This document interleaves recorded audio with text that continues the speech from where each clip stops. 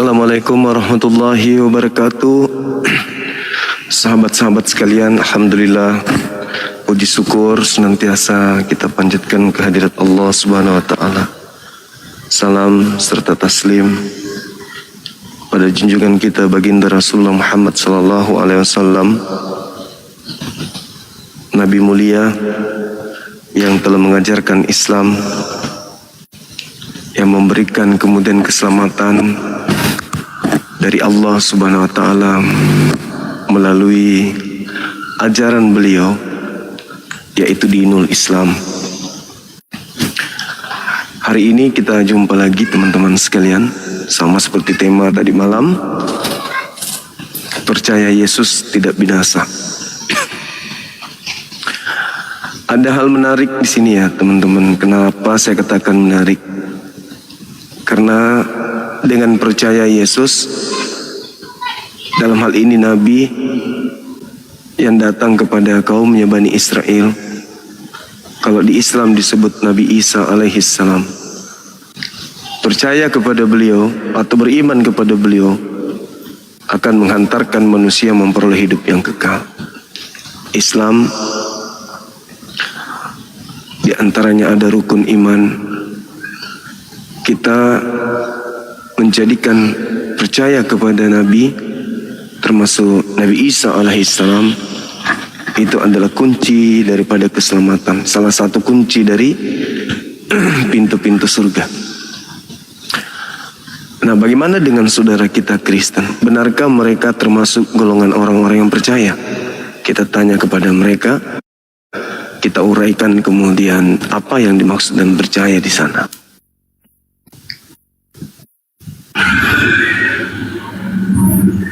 Halo, semangat siang. Assalamualaikum. Waalaikumsalam. Silakan. Silakan. Ya bang. Iya. Mau nanya. Apa itu abang? Katanya di Kristen itu nggak ada poligami katanya. Apakah benar itu bang? Menurut pengakuan mereka nggak ada, tapi di dalam praktik sehari-hari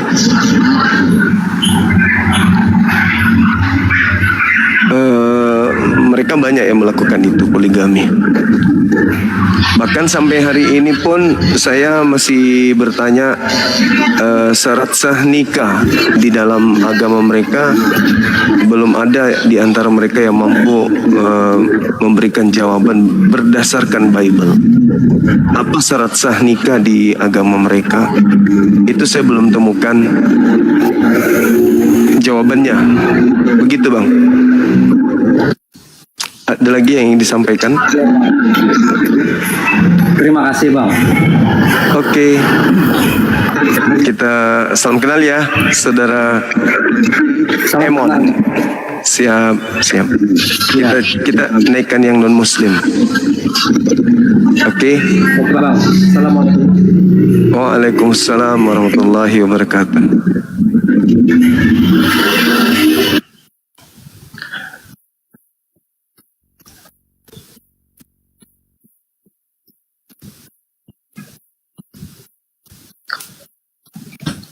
Percaya Yesus tidak binasa. Halo, selamat siang.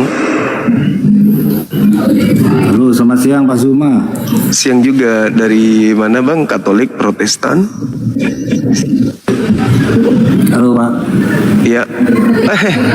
Saudara Ya. saya ternyata ini. Silakan. Ketemu lagi kita Pak ya. Ketemu lagi kita. Mohon maaf lahir batin Pak. Baik. Oke, silakan bang, silakan. Tema saya percaya Yesus tidak Temanya binasa. apa nih, Pak? Percaya Yesus tidak binasa. Percaya Yesus tidak binasa. Iya, siap. Ya. Ini yang putus-putus saya Pak Zuma ya? Mungkin saya kali, karena tempat saya hujan, gerimis, saya pakai Starlink. Starlink itu kalau hujan ngadat jaringannya gitu bang. Baik Pak. Silakan. Iya. Percaya Yesus tidak binasa. Oh ya. Kalau sepemahaman saya ya Pak ya, semua di Alkitab itu berbicara percaya Yesus itu sebenarnya bukan mengenai menjadikan dia sesembahan atau menyatakan dia sebagai sesembahan gitu. Iya. Tapi percaya Yesus tidak binasa itu maksudnya dia kan punya ajaran Pak. Iya, betul. Nah, ajarannya itu kalau dia punya ajaran itu ya dilakukan begitu. Lakukan. Iya. Ajarannya kalau tidak dilakukan binasa Pak gitu. Iya. Memang sulit ya gitu. Kalau saya sebagai yang saya mengaku pengikutnya pun terus terang ya sulit Pak. Saya tidak munafik ya. Kalau orang dibilang masih makan babi atau tidak, saya masih, tapi saya berusaha untuk tidak makan gitu ya, karena Iya. babi itu kan unclean ya sebenarnya ya. Jadi terus terang membuat kolesterol naik mungkin ya. Membuat umur kita mungkin menjadi lebih pendek begitu ya. Jadi kita tidak mungkin kalau jadi kurang sehat mungkin dalam kita berkhotbah atau berdakwah mungkin jadi kurang efektif gitu ya. Betul. Itu sih Pak, kalau dari saya itu memang percaya itu mengenai ini saja Pak, mengenai ajaran saja, bukan masalah Anda kalau tidak mengakui dia sebagai sesembahan pasti Iya. binasa. Oh itu menurut saya sih tidak ya Pak itu. Tapi kalau orang pada ada yang memperlakukan seperti itu ya itu gimana dia lah. Maksudnya kalau saya sih tidak gitu ya. Kalau saya pun kalau memberitakan Injil itu, kabar baik itu ya maksudnya ya ajaran Yesus aja gitu. Bukan Iya. Kalau masalahnya kalau ada orang yang memberitakan Injil itu sampai ini Pak, ada istilahnya lahir baru. Nah, lahir baru itu seperti mungkin syahadat ya Pak ya. Syahadatnya itu seperti ini. Ayo tirukan kata-kata saya. Aku percaya bahwa Yesus adalah Tuhan, masuklah ke dalam hidupku, berkuasalah dalam hidupku, ampunilah dosa-dosaku. Nah, itu syahadatnya dalam kekristenan itu Pak. Saya diajarkan seperti itu. Tapi seiring berjalannya waktu memang ya mohon maaf ya kalau saya sih tidak seperti itu ya Kak. Karena Paulus pun itu 3 tahun dia ada di suatu daerah. Dia sampai begitu mau meninggalkan daerah itu dia sampai nangis berkata bahwa kamu tahu caraku beribadah, kamu tahu caraku melakukan segala sesuatunya. Kalau aku sudah pergi kamu tirulah caraku begitu ya. Nah, jadi 3 tahun itu artinya membagikan hidup, membagikan cara hidup yang baik, cara beribadah yang baik, begitu sih Pak. Jadi bukannya 3 tahun itu dia ada di suatu daerah sampai satu daerah itu mengaku bahwa Yesus itu adalah Tuhan gitu. Yesus itu adalah sesembahan, maka satu daerah itu harus menjadikan sebagai sesembahan Pak gitu. Iya. Oke, baik. Sangat menarik ya teman. Di mana konsepnya kan jelas ini. Percaya kepada Yesus tidak binasa, melainkan memperoleh hidup yang kekal. Putus-putus Pak. Iya. Percaya kepada Yesus tidak binasa, melainkan memperoleh hidup yang kekal. Suara saya udah jelas, Bu? Baik. Masih putus-putus, Ya. Masih. Tidak ya. Oke. Aman. Jadi kalau orang itu percaya Yesus, maka orang itu tidak binasa, melainkan memperoleh hidup yang kekal. Nah, Yesus memberikan kisi-kisi itu. Siapa sih mereka yang percaya kepada aku ini, kan gitu. Di dalam Yohanes 14:12, aku berkata kepadamu, barang siapa yang percaya kepadaku, maka dia juga akan melakukan pekerjaan yang aku lakukan, kan gitu. Nah, kalau kita lihat dari aspek keagamaan, dari sudut pandang kami sebagai seorang Muslim, melihat perilaku prosesi keagamaan yang dilakukan oleh saudara-saudara kami Kristen, itu tidak mencerminkan pekerjaan-pekerjaan Yesus, Bang. Itu dulu. Tidak mencerminkan pekerjaan Yesus. Ini pandangan kami, orang yang di luar Kristen, karena yang bisa menilai kita itu kan orang dari luar. Terlepas penilaian orang itu salah atau benar, ya nanti kita lihat bagaimana kemudian fakta di lapangan kan gitu. Nah, yang kami lihat Yesus ini hidup sebagai seorang Yudaism. Dikatakan sebagai seorang Yudaism karena pekerjaan yang dia lakukan dalam hal beragama itu melakukan satu keyakinan, kepercayaan yang bertolak ukur kepada Taurat, ajaran Nabi Musa. Nah, sedangkan saudara Kristen kami bagaimana mau menjalankan Taurat? Sedangkan ya Taurat sendiri sudah dibatalkan oleh Paulus dengan matinya Yesus di atas tiang salib. Yang pada intinya orang yang percaya Yesus adalah orang yang melakukan pekerjaan Yesus. Artinya Yesus tidak pernah ke gereja, Yesus tidak ibadah minggu, Yesus tidak pesta babi, Yesus tidak Natalan, Yesus bersunat dan seterusnya. Nah, dari sini kami menilai bahwa saudara-saudara kami Kristen itu tidak termasuk orang yang percaya kepada Yesus karena masih melakukan pekerjaan-pekerjaan lain di luar dari apa yang Yesus pekerjakan. Padahal kisinya sudah disampaikan. Barang siapa aku Yesus berkata kepadamu, barang siapa yang percaya kepadaku, dia akan melakukan pekerjaan yang aku kerjakan, bahkan pekerjaan yang lebih besar dari pekerjaan yang aku lakukan ini.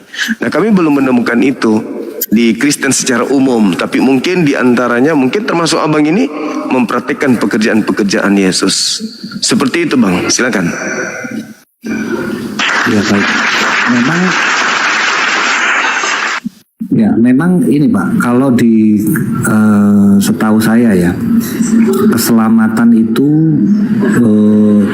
murid Yesus sendiri pun ngomong, jika demikian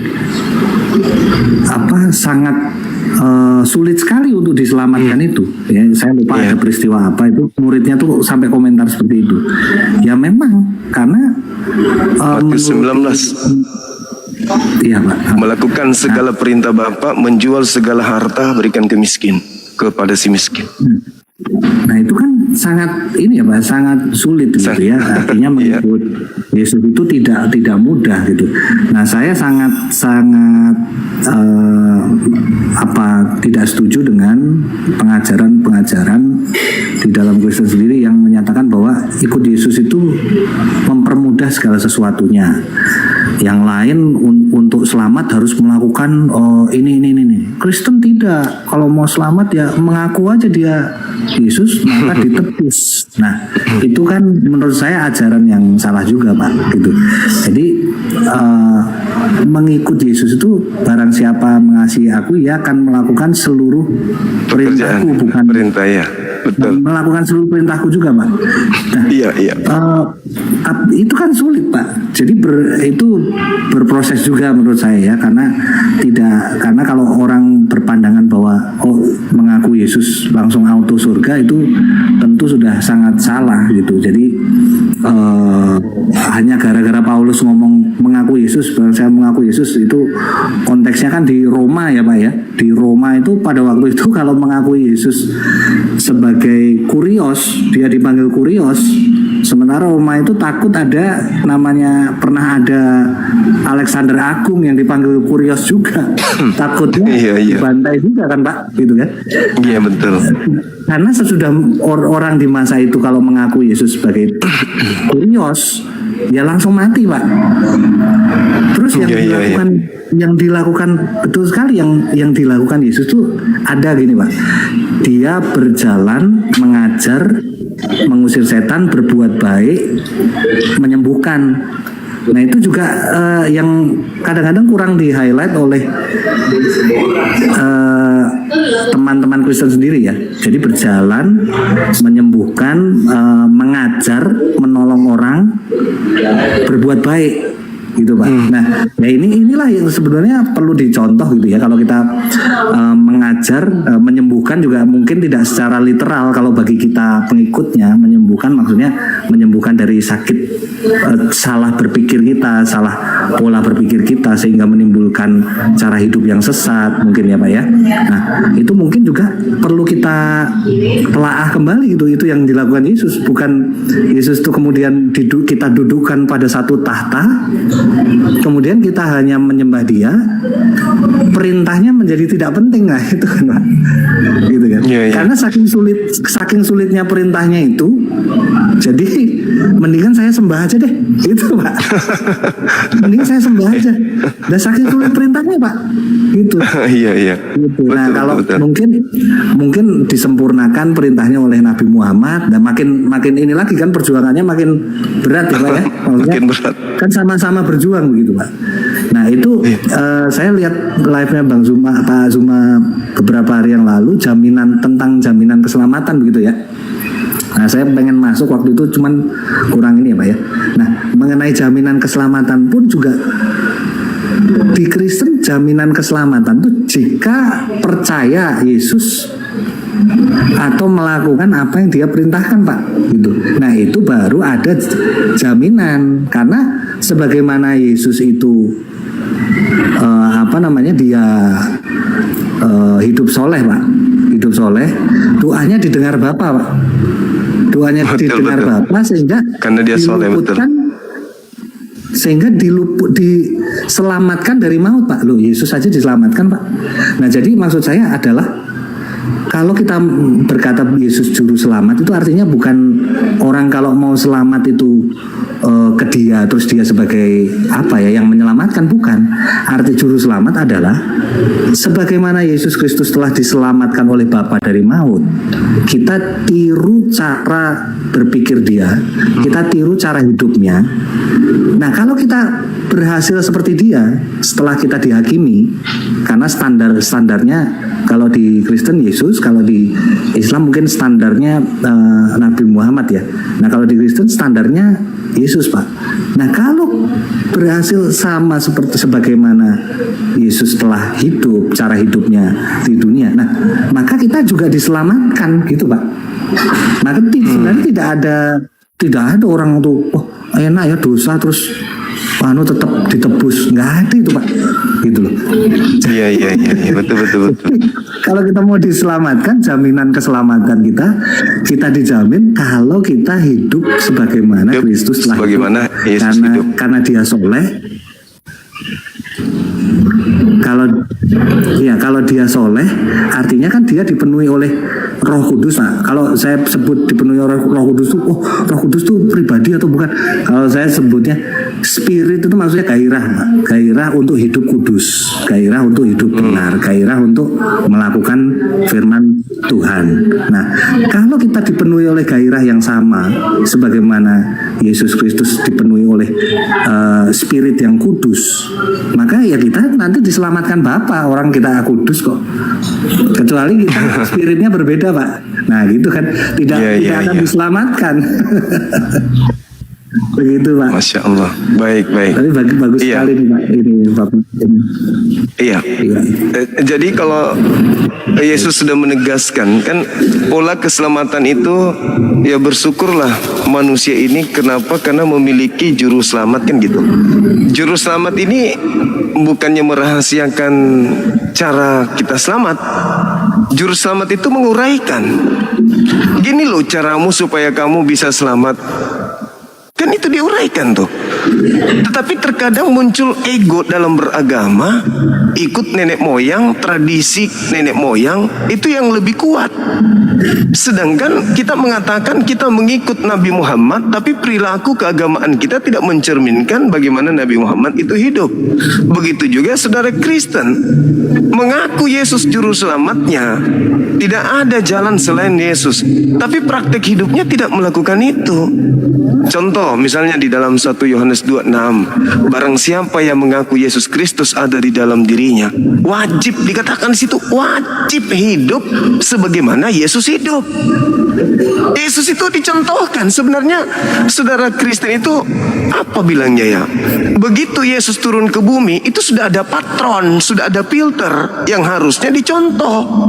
Tidak bingung lagi harusnya. Tidak bingung lagi karena sudah Yesus gini loh cara berhubungan dengan sesama manusia, gini loh cara berhubungan dengan Tuhan itu kayak mana, begini loh seharusnya memperlakukan aku, kalian harus nerima aku sebagai apa, gini loh ceritanya. Yesus sudah uraikan itu semua. Dan hebatnya di Kristen itu bukan cuma punya satu kitab, Bang. Kristen itu banyak kitab. Ada kitab kanonik, ada surat-surat Paulus yang mencerminkan kemudian bahwa kesempurnaan meniru Yesus dalam hidup itu sudah sempurna di Kristen. Makanya saya katakan percaya Yesus tidak binasa, betul. Tetapi cerminan percaya itu kudu wajib hidup sama seperti Yesus hidup. Bagaimana Yesus melakukan kehendak Bapa Elohim, orang-orang yang mengatakan percaya wajib hidup sebagaimana apa yang dikehendaki oleh Bapa Elohim. Malah jangan bertentangan. Karena kalau bertentangan hanya mengatasnamakan Yesus, iblis bisa masuk nyamar menjadi Yesus. Sehingga Yesus yang asli begitu datang, maaf kau memanggil namaku, tapi yang membantumu bermujizat bukan aku. Kenapa? Karena kamu melakukan perilaku yang tidak aku contohkan, kan gitu. Kita lihat di dalam Yohanes 14 yang tadi, di data 21. Apa katanya? Barang siapa yang percaya kepadaku, percaya nih, percaya, maka dia akan melakukan pekerjaan.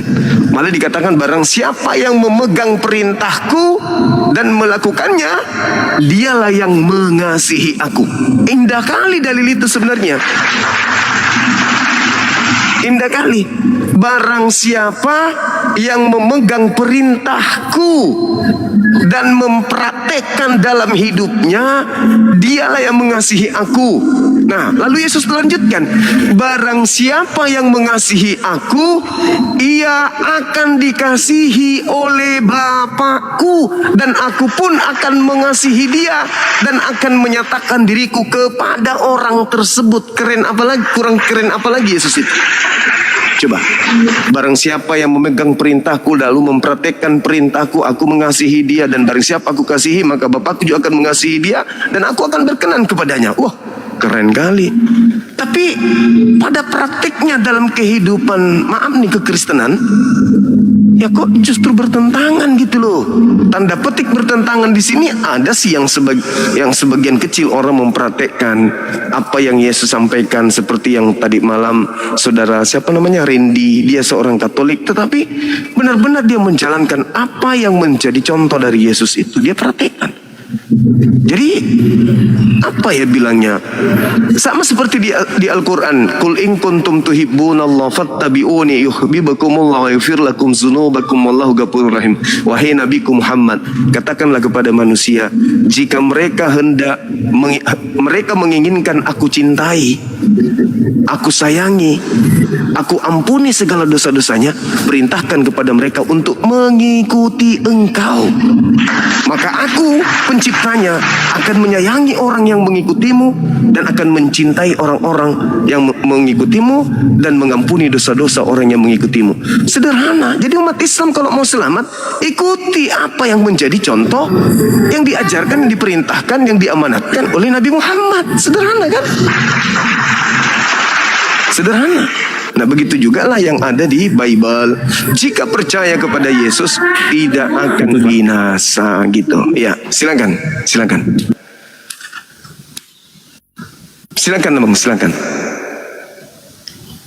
Iya, iya, betul sekali Pak. Karena pada penerapannya memang lepas pribadi itu ya Pak. Kalau kita melihat untuk menerapkan kalau saya sebut syariat yang diajarkan oleh Yesus itu juga sangat sulit ya Pak ya. Karena ujiannya benar-benar ini ya, ujiannya benar-benar ujian mental gitu ya. benar-benar kita mau menuruti atau menggagahi Torah itu gitu. Jadi kan kalau setelah kita biasanya kalau kita tahu kebenaran kan ya seperti ahli Taurat ya Pak ya. Maksudnya kita berusaha menduduki kursi Musa, terus berusaha mencari pasal karetnya seperti itu kan Pak. Pasal karetnya ini bisa deh diakalin atau diubah-ubah sedikit. Itu mungkin seperti itu Pak. Kalau kita memang nggak mau mentaati Torah atau hukum gitu ya, kita berusaha mencari pasal karetnya sih Pak gitu. Iya. Ya, tidak binasa ya. Ya seperti yang pernah saya paparkan itu Pak mengenai penebusan, Yesus menebus itu ya seperti yang pernah saya utarakan, mungkin ya dengan mudahnya aja Pak, kalau mengampuni dosa atau mengampuni kesalahan itu ya hanya sekedar diampuni aja Pak. Diampuni. Kalau Yesus mengampuni kesalahan orang yang membunuh orang yang membunuh dia di kala itu. Jadi istilahnya dia menebus dosa orang-orang Yahudi di kala itu. Dan itu ada frase karena mereka tidak tahu. Kalau mereka tahu, mereka tidak bisa diampuni Pak, karena mereka tidak tahu kebenaran gitu. Karena mereka kan mikirnya wah ini orang ini mengaku-ngaku dan atau menyetarakan diri dengan Allah, oke kita salib dia aja deh gitu. Atau memang mereka bersekongkol untuk membunuh Yesus, dihasut oleh orang-orang Romawi atau orang petinggi-petingginya Yahudi begitu kan. Nah, tapi sesimpel itu Pak, mengampuni kesalahan atau meniadakan suatu perkara itu sesimpel menghapus atau mengampuni kesalahan orang. Sebenarnya tidak perlu ada pentumpahan darah Pak. Kalau saya tanya di ruang akademisi saya gitu ke mahasiswa saya nanya gitu, lebih powerful mana darah Yesus dan perkataan Yesus ketika Yesus ngomong Bapa ampunilah mereka karena mereka tidak tahu apa mereka berbuat. Powerful mana? Nah, mereka jawabnya powerful darah Yesus. Nah, berarti Yesus kalau tidak ngomong Bapa ampunilah mereka, apa diampuni? Tidak akan diampuni. Iya. Tidak akan diampuni. Jadi sebenarnya tidak perlu ada pertumpahan darah untuk orang itu saling mengampuni, itu tidak perlu ada pertumpahan darah. Nah inilah kesalahan apa ya saya sebut saudara-saudara di agama Kristen pada umumnya adalah terlalu menjunjung tinggi darah ini Pak, gitu. Penumpahan darah ini sebagai penebusan begitu. Padahal penebusan ya. Yesus juga pernah mengampuni dosa, terus orang ngomong loh, kamu tuh kok mengampuni dosa? Ketika orang bawa tiker orang lumpuh itu Pak, bareng-bareng empatan gitu ya, orang lumpuh. Oke, dosamu diampuni. Loh, kamu bukan Allah mengampuni dosa loh. Sesimpel itu maksudnya, kesalahannya diampuni. Begitu kita ngomong ke orang lain, kesalahannya diampuni. Nah, itu menjadi tidak lazim. Seperti mengambil posisi Allah begitu, mengambil posisi Tuhan. Padahal itulah yang gaya hidup yang yang diajarkan oleh Yesus itu saling mengampuni dengan mudah, melupakan kesalahan. Jadi kesalahannya apa? Perkaranya apa? Kalau kita menyatakan perkara itu tidak ada, ya tidak ada gitu. Dosa orang itu menjadi tidak ada. Dia bersalah kepada kita. Ya kita kalau mengampuni kesalahannya, ya sudah, perkaranya tidak ada. Dia tidak dihukum. Gitu kan Pak. Sesimpel itu sih. Kalau udah ngomong tentang darah yang tercurah harus ada salib segala macam, memang agak repot. Itu lebih ke arah doktrin ya. Tapi kalau saya mengambil ajaran Yesus ya tentang pengampunan, mengampuni orang yang memusuhi kita, berikan nyawa kepada orang yang kamu kasihi. Ya sudahlah, kamu pengen bunuh aku, ya udahlah, kalau kamu puasin aja deh, aku kasih nyawaku. Gitu aja. Gitu. Iya. Iya. Jadi kalau kita lihat tragedi penyaliban, kita ambil misalnya dari sudut pandang tujuan Bapa Elohim mengutus Yesus dalam Yohanes 3:16. Begitu besar kasih karunia Tuhan Elohim akan dunia ini sehingga dia menganugerahkan anaknya Yesus. Barang siapa yang percaya kepada anaknya tidak binasa, melainkan memperoleh hidup yang kekal. Nah, kalau kita telusuri di Yohanes 11 nomor 45, banyak orang yang datang melawat Maria dan menyaksikan segala sesuatu yang dilakukan oleh Yesus dan percaya kepada Yesus. Hal ini kemudian ketika Yesus melakukan banyak tanda, mujizat, kekuatan, orang banyak percaya kepadanya. Nah, menurut Yohanes 3:16, orang yang percaya kepada Yesus dengan mujizat-mujizatnya bahwa beliau ini adalah Mesias utusan Elohim, orang itu sudah memperoleh hidup kekal dan tidak binasa. Karena sudah percaya, karena memang misi Bapa Elohim mengutus anaknya yaitu supaya orang makin banyak percaya kepada anaknya, semakin banyak orang yang selamat. Nah, pada saat misi kedatangannya sedang puncak-puncaknya dilakukan oleh Yesus, tiba-tiba hal itu harus di-cut oleh orang-orang Yahudi, orang Farisi, mahkamah agama dengan mencoba untuk melenyapkan Yesus. Sampai dikatakan dalam Yohanes 11 tadi 48, ini semakin banyak orang percaya kepada Yesus, ini bahaya ini. Kalau kita biarkan orang makin banyak percaya kepada Yesus, maka orang Roma akan datang merampas tempat suci kita dan bangsa kita. Maka mereka rapat, apa yang harus kita lakukan? Oh, nggak bisa, Yesus harus kita bunuh. Maka mulai hari itu mereka sepakat membunuh Yesus. Artinya upaya, rencana, strategi untuk membunuh Yesus adalah cara orang-orang kafir, penolak Yesus untuk menghentikan misi penyelamatan yang Yesus lakukan. Jadi saya memiliki kesimpulan bahwa ketika Tuhan mengatakan begitu besar kasih karunia-Nya, mengutus hambanya, anaknya, siapa yang percaya kepada anaknya tidak binasa, melainkan memperoleh hidup yang kekal. Andai saja nih, ini saya mengandai-andai, andai saja Bang Suma hidup sesama Yesus, maka Bang Suma akan menghalau dengan sekuat tenaga orang-orang yang ingin membunuh Yesus. Saya akan mengatakan, jangan kau bunuh, biarkan dia melakukan penginjilan misi penyelamatan. Jangan dibunuh. Karena dia datang memang untuk dipercayai. Maka saya akan menghalau orang-orang yang ingin membunuhnya. Biarkan Yesus merasa nyaman, biarkan Yesus merasa tentram, untuk tidak merasa terancam di dalam misi penyelamatan manusia. Karena dia harus menyelamatkan manusia dengan apa? Dengan manusia percaya dirinya adalah Mesias, bukan tumbal. Akhirnya yang terjadi adalah ketika kekuatan Bang Suma dikalahkan, apa yang terjadi kemudian? Yesus kembalikan kepada Tuhannya yang mengutusnya. Bapak, sekiranya mungkin cawan ini berlalu, biarlah berlalu, tapi bukan atas kehendakku, melainkan atas kehendakmu.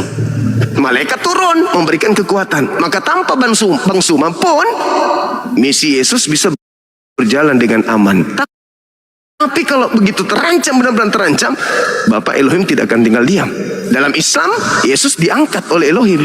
Karena ancaman-ancaman makar yang dilakukan oleh kaumnya, Tuhan mengambil kesimpulan, Yesus harus diangkat. Karena Yesus menyerahkan, kepada tanganmu aku serahkan, terserah. Kau mau angkat aku sekarang, kau matikan aku di tangan mereka, terserah. Rencanamu yang harus berjalan.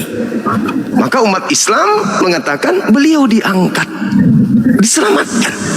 Nah, yang keliru, maaf, ini pandangan seorang muslim. Yang keliru di sini seperti yang abang tadi katakan, bahwa mereka terlalu mengagung-agungkan darah Yesus. Padahal latar belakang adanya pertumpahan darah di atas salib itu adalah bentuk nyata upaya orang-orang ingin menghentikan misi penyelamatan Yesus. Yesus ingin menyelamatkan dengan orang percaya kepada dia, bukan dengan dia mati di atas tiang salib.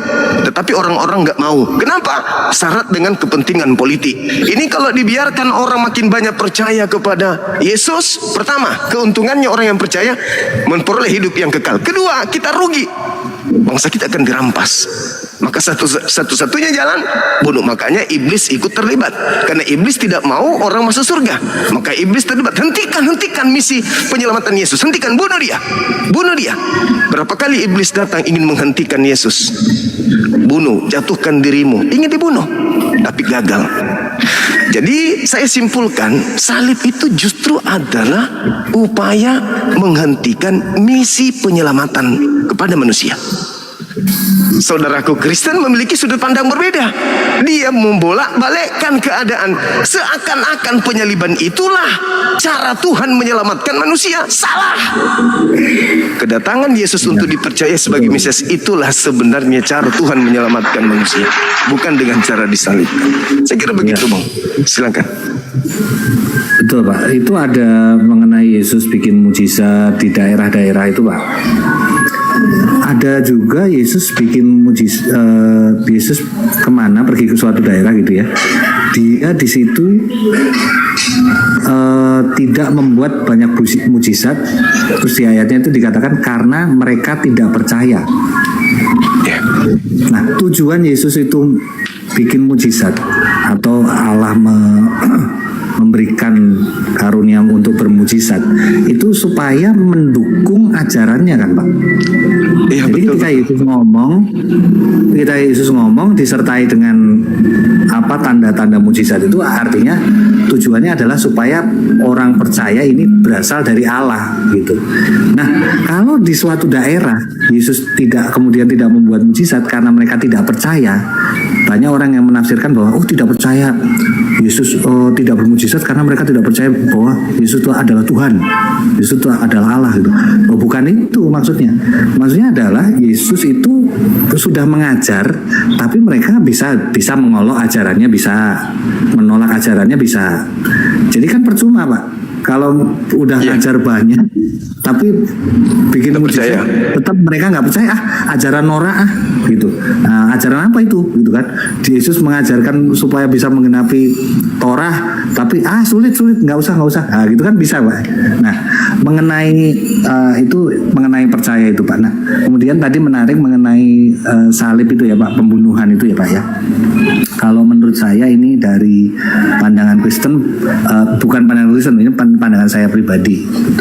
Nah, betul sekali bahwa salib itu memang sebenarnya tidak ada. Yesus ngomong tetelestai, sudah selesai. Sudah selesai itu ketika disalib itu sudah selesai, bukan itu maksudnya. Ketika ngomong tetelestai sudah selesai itu Paulus pernah menerangkan dia itu sudah selesai melakukan seluruh tuntutan Torah. Artinya dia tidak disengat oleh maut itu karena dia hidup, karena dia tidak melanggar Torah sampai akhir. Makanya Yesus berani berkata sudah selesai. Sudah selesainya adalah dia memenuhi seluruh tuntutan Torah gitu Pak. Jadi bukan sudah selesai itu maksudnya saya melakukan misi Bapa, puncaknya adalah disalib. Nah, kalau begitu kan repot. Nanti saya ngomong lah, Bapak berarti haus darah. Berarti Bapak pengennya Bapak yang pengen membunuh orang. Lah padahal ada Pak. Yesus itu pernah membuat perumpamaan perjamuan kawin anak seorang raja kalau nggak salah ya. Nah, dia mengirim utusannya dibunuh Pak. Mengirim siapa dibunuh? Mengirim anaknya sendiri dibunuh Pak. Jadi menurut saya maksudnya dari dulu tuh Tuhan itu mengirim nabi-nabinya pun ada yang dibunuh, ada yang diangkat, ada yang banyak yang dibunuh, ya kan? Dinyatakan banyak yang dibunuh juga. Nah, termasuk kalau saya percayanya sih Yesus tetap dibunuh kemudian dibangkitkan ya Pak ya. Nah, berbeda dengan orang Muslim, nah itu tidak mengapa. Tapi maksud saya adalah itu sebenarnya hal yang wajar gitu. Dari dulu Tuhan mengutus nabinya pun ya dibunuh, Pak. Dibunuh. Terus ada yang nabi yang diangkat, ada yang nabi yang diangkat ke surga, ada, memang ada gitu ya. Nah tapi ya menurut saya menjadi hal yang wajar kalau kemudian orang yang menjadi tidak wajar kalau kemudian orang-orang yang membunuh nabi sejak dahulu itu dibenarkan untuk misi pemulihan bangsa itu, kan menjadi aneh gitu. Wah, nabi dulu mati syahid istilahnya. Nabi siapa yang mati syahid dibunuh oleh bangsa Yahudi pada kala itu. Artinya dia menjadi mati syahid dan orang di kala itu langsung wah menjadi inilah misi Tuhan, yaitu membunuh nabi. Lah kan bukan. Nah kalau kita setuju bahwa salib itu adalah puncak karya keselamatan, bahayanya adalah kita harus setuju bahwa itu Kristen itu mendukung penumpahan darah, Pak. Begitu. Iya betul. Assalamualaikum. Waalaikumsalam. Juga ya, Pak Aderston, sekedar saya dari kemarin mohon izin ya, saya ngedengar ini dari kemarin sampai jam 3 pagi. Iya Ibu. Kok saya berpikirnya cuma begini ya Bang Juma ya. Ini nih mereka ini, sorry saya nyebutnya mereka ya. Mereka ini hanya menyalahartikan bahasa Ibrani dulu sebetulnya. Dalam artian begini, ketika peristiwa penyalipan itu terjadi, kita sudah tahu di Injil Barnabas disebutkan apa yang diteriakan oleh Isa alaihissalam saat itu. Dan di agama kita pun dalam Al-Quran, kalam Allah, itu kedudukan Nabi Isa itu selalu diistimewakan. Jadi di sini kita hanya berdiskusi tentang ayat dan firman sebetulnya. Tapi mereka menyalahartikan dengan keimanan yang keblinger kalau buat saya. Keimanan yang keblinger seperti kalimat antara umatku dan anakku. Betul. Nabi Isa itu lahir dari keturunan langsung dari Ismail turun ke Daud semua. Dan Rasulullah lahir di zamannya dari kaum Jahiliyah Quraisy saat itu. Hanya perbedaan zaman dan bahasa. Tapi mereka menganulir itu seakan-akan seperti yang disampaikan tadi, bahwa darah daripada Yesus bisa menjaminkan kehidupan kekal. Kehidupan kekal pun dijaminkan oleh Allah sebetulnya untuk semua umatnya.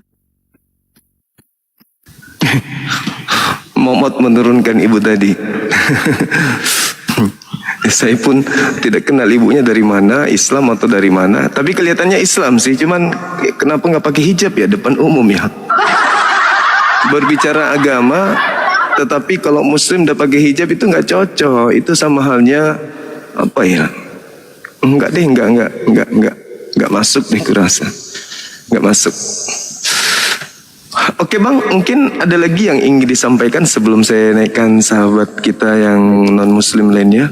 Silakan. Terima kasih untuk diskusinya Pak Zuma. Sama-sama Bang.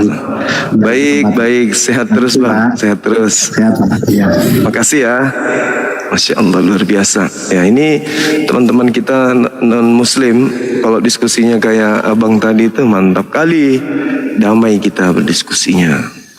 Terus mohon maaf nih kepada saudara-saudara kami Muslim, Muslimah, kalau mau naik di Komal, ditonton ribuan manusia gitu ya, punya ilmu, punya talenta, punya basic yang ya bisa diandalin. Tolonglah gunakan gimana ya, adab sebagai seorang wanita Muslimah itu pakai hijab lah. Bicara agama kok gimana dong? Sama halnya kita mengatakan orang, kenapa kamu nggak pakai hijab? Pakai mukena, pakai jilbab, tapi di bawah nggak pakai celana. Merendahkan Islam, bukan mengangkat Islam, tapi merendahkan Islam itu namanya. Halo, selamat siang. Halo. Ya, selamat siang. Siang, selamat siang. Ketemu lagi kita. Oh iya ya, kita pernah ketemu berarti ya, Bang Juma ya? Boleh, udah pernah. Oh iya, wah menarik sekali ya. Saya tertarik. Akhir-akhir ini saya melihat eskalasi dari diskusi Bang Juma itu makin menarik dan kelihatan memang dialogis, bukan monopoli gitu loh. Nah, makanya saya memberanikan diri dengan segala keterbatasan saya. Benar dong? Iya, silakan.